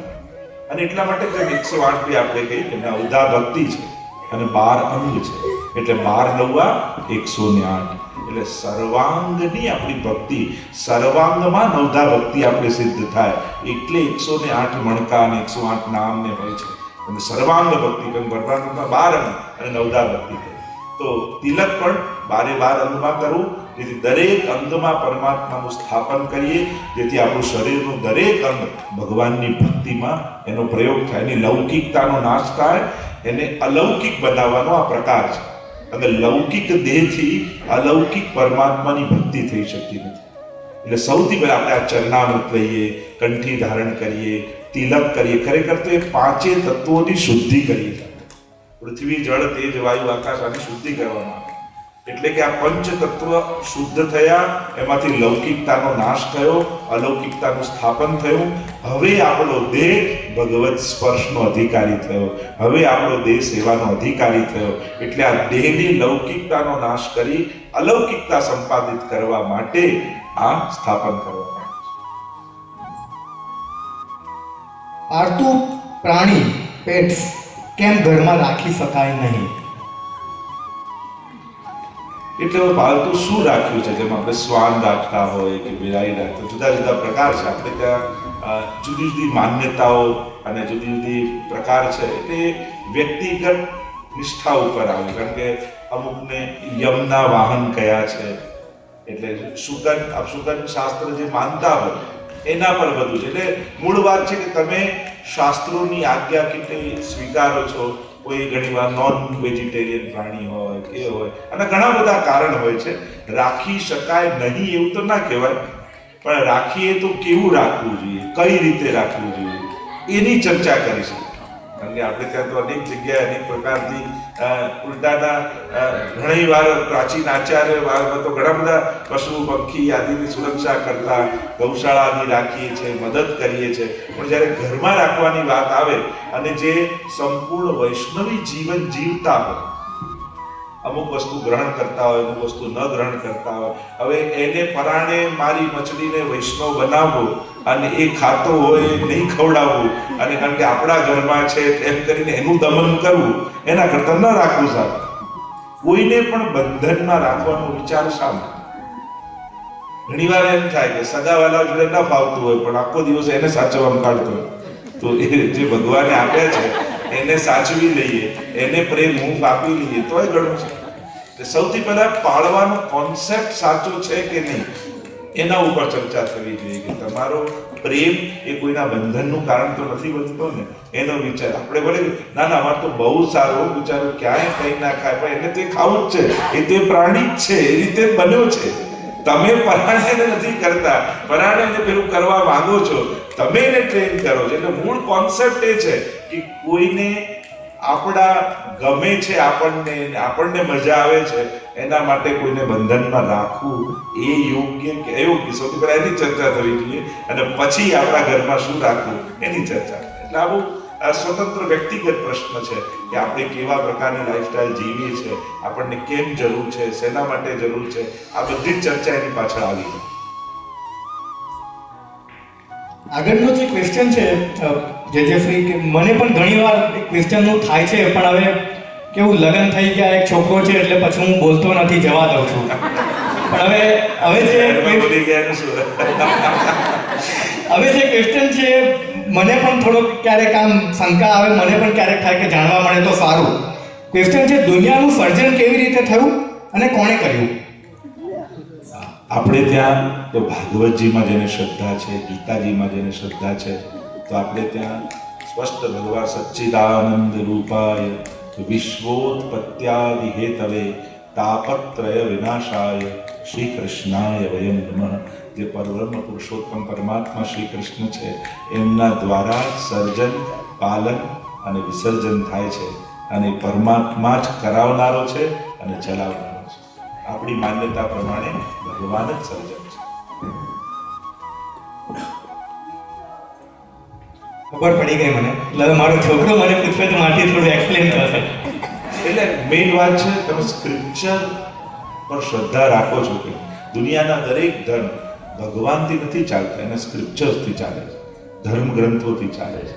અને જ્યારે તમે ભગવાન પણ જ્યાં તમારા સવાલો આવીને અટકી જાય અને જે બિયોન્ડ ક્વેશ્ચન છે, જે બિયોન્ડ લોજિક છે, એને જ પરમાત્મા યતો વાચો નિવર્તન્તે અપ્રાપ્ય મનસાસર, કે જ્યાં આવી આપણા સમજનો પૂર્ણ વિરામ લાગે એનું નામ જ ભગવાન છે. અમુક પાઠ જેનું મિનિંગ ખબર હોતી નથી, તેમ છતાં કરતા રહીએ છીએ, તો તેનું ફળ પ્રાપ્ત થાય ખરું? દવામાં કન્ટેન્ટ ખબર ન હોય છતાં ખાઈએ તો રોગ જાય છે. આ ભગવદ નામ પણ ઔષધિ. ભવૌષધા છોત્ર મનોવિરામાત કૌત્તમ શ્લોક ગુણાનુવાદા તુમાન વિરજ્યેત વિના પશુના. ભાગવતજીના દશમ સ્કંદના પ્રારંભમાં જ કહ્યું, આ ભગવાનનું નામ એ ભવૌષધિ છે. આ ભવ રોગને દૂર કરનારી ઔષધિ છે. અને એટલા માટે ભલે ખબર નથી, પણ પાઠને ખબર છે, ભગવાનને ખબર છે કે આ કરી રહ્યો છે. એટલે ભાગવતજીમાં પણ અજામિલનું આખ્યાન આવે છે, ત્યારે એમાં કહ્યું, અજ્ઞાનાદ અથવા જ્ઞાનાદ ઉત્તમ શ્લોક નામ યત સંકીર્તિતમ અગમ પુરુષો દહે વેદો યથાનંદ. ભગવાનનું નામ અગ્નિ જેવું છે. અગ્નિમાં જાણતા લાકડું નાખો કે અજાણતા પડી જાય, અગ્નિ તો બાળી જ નાખે છે. ભગવત નામ પણ એવું જ છે. ભાય કુભાય અનક આલસરૂમાં તુલસીદાસજી માનસમાં કહે, મહાપ્રભુજી કે ભક્ત દ્રોહે ભક્ત્યા ભાવે ભક્તિશ્ચાતિક્રમે કૃતે અશક્ય વા સુશક્ય વા સર્વથા શરણમ મરી. ભક્તિના અભાવમાં કરો, સમજમાં કરો, ગેરસમજમાં કરો. ભગવદ નામ ક્યારે પણ લીધેલું નકામું જતું નથી. એટલે અભાવે પણ કરો, ફોર્સથી કરાવો, પ્રેમથી કરાવો, સમજીને કરો, ગેરસમજમાં કરો. ભગવાનનું નામ ક્યારેક ફલે. ઉલ્ટા સુલટા વાવીએ જો ખેતી મેં બીજ. જેમ ખેતરમાં બીજ પેલો ખેડૂત નાખતો હોય, હવે કઈ સીધા કરી નથી નાખતો, તાવડાવડા જેમ પણ નાખે, પણ ઉગે છે તો સીધું જ. એમ ભગવાનનું નામ ઊંધું વાવો કે સીધું વાવો, એ ઉગે તો સીધું જ છે, એ ક્યારેય નકામું નથી. એટલે અભાવે પણ ભગવદ નામ લેવું. ખૂબ સરસ. ખબર પડી કે મારા ખ્યાલથી હવે બધાને તો પછી સમજવાની કોશિશ કરવી ધીમે ધીમે. જે કહી દીધું છે આપણે તો ગોખી જ ના, પ્રયાસ તો કરવો જ જોઈએ. તેથી આનંદ વધે, એ જ વસ્તુનો આનંદ પણ આવવો જોઈએ, રસ પણ આવવો જોઈએ. અર્થ જાણીએ તેનો રસ પણ આવે. પુષ્ટિ માર્ગને મોગલોએ કઈ ભેટ આપી છે?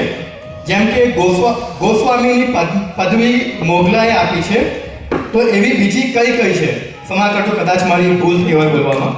એટલે એ સમયે અકબર બાદશાહ અને ઘણા બધા બાદશાહો ગુસાઈજીના શરણે આવ્યા, પ્રભાવિત થયા. આખું ગોકુલ ગામ લખીને આપ્યું હતું. ન્યાય કરવાનું ફરમાન ગુસાઈજીને આપ્યું હતું કે એ સમયે ન્યાય ગુસાઈજી કરી આપતા. એવી ઘણી બધી વસ્તુઓ છે, એવા ઘણા બધા ભૂમિઓ છે, સ્થાનો છે કે એવા આજે પણ અકબર બાદશાહના ફરમાનો ત્યાંના સેવકોને લખેલા પ્રાપ્ત છે અને છે હજી ઘણી લાઇબ્રેરીઓમાં કે એ સમયના બાદશાહોને એ સમયે રાજસ્થાનના તો કેટલાયના સેવક થઈ ગયા. એમાં પણ અકબર બાદશાહના નવરત્નોમાં રાજા માનસિંહ, રાજા ટોડરમલ, બીરબલ, તાનસેન આ બધા ગુસાઈજીના શરણે આવેલા. બીરબલ પણ મૂળમાં ગુસાઈજીના સેવક હતો, વાર્તા સાહિત્યમાં પ્રસંગ આવે છે. અને પછી એનાથી એકવાર અહંકારથી બોલાઈ ગયો કે ગુસાઈજી મુકામ કર્યો હતો બીરબલને, પણ એનો મદ જોયો એટલે ગુસાઈજી પછી એનો ત્યાગ કર્યો હતો કે બીરબલ ભલો વૈષ્ણવ થો, અબ અમારે કામ કો નહીં રહે. એને થાય કે ગુસાઈજીનું હું બધું ભરણ પોષણ કરી દઉં. આવું જ્યારે કંઈક અમુક ત્રુટિયુક્ત શબ્દો એનાથી અહંકારથી બોલાયા ત્યારે ગુસાઈજીએ એને ત્યાગ કર્યો અને પછી અકબર બાદશાહે દિને ઇલાહી નામનો ધર્મ સ્થાપ્યો. તો સૌથી પહેલો એને બીરબલે ગ્રહણ કર્યું. એવા ઘણા બધા ઐતિહાસિક ઘટનાઓ છે. તો એવા બધા અમુક ગામો છે, ગૌચરની ભૂમિઓ છે અને એવા બધા ન્યાય કરવાના, નિર્ણય લેવાના જે ફરમાનો છે, જતીપુરાનું એ સ્થાન છે, એ બધું અકબર બાદશાહે સમર્પિત કર્યું હતું ગુસાઈજી.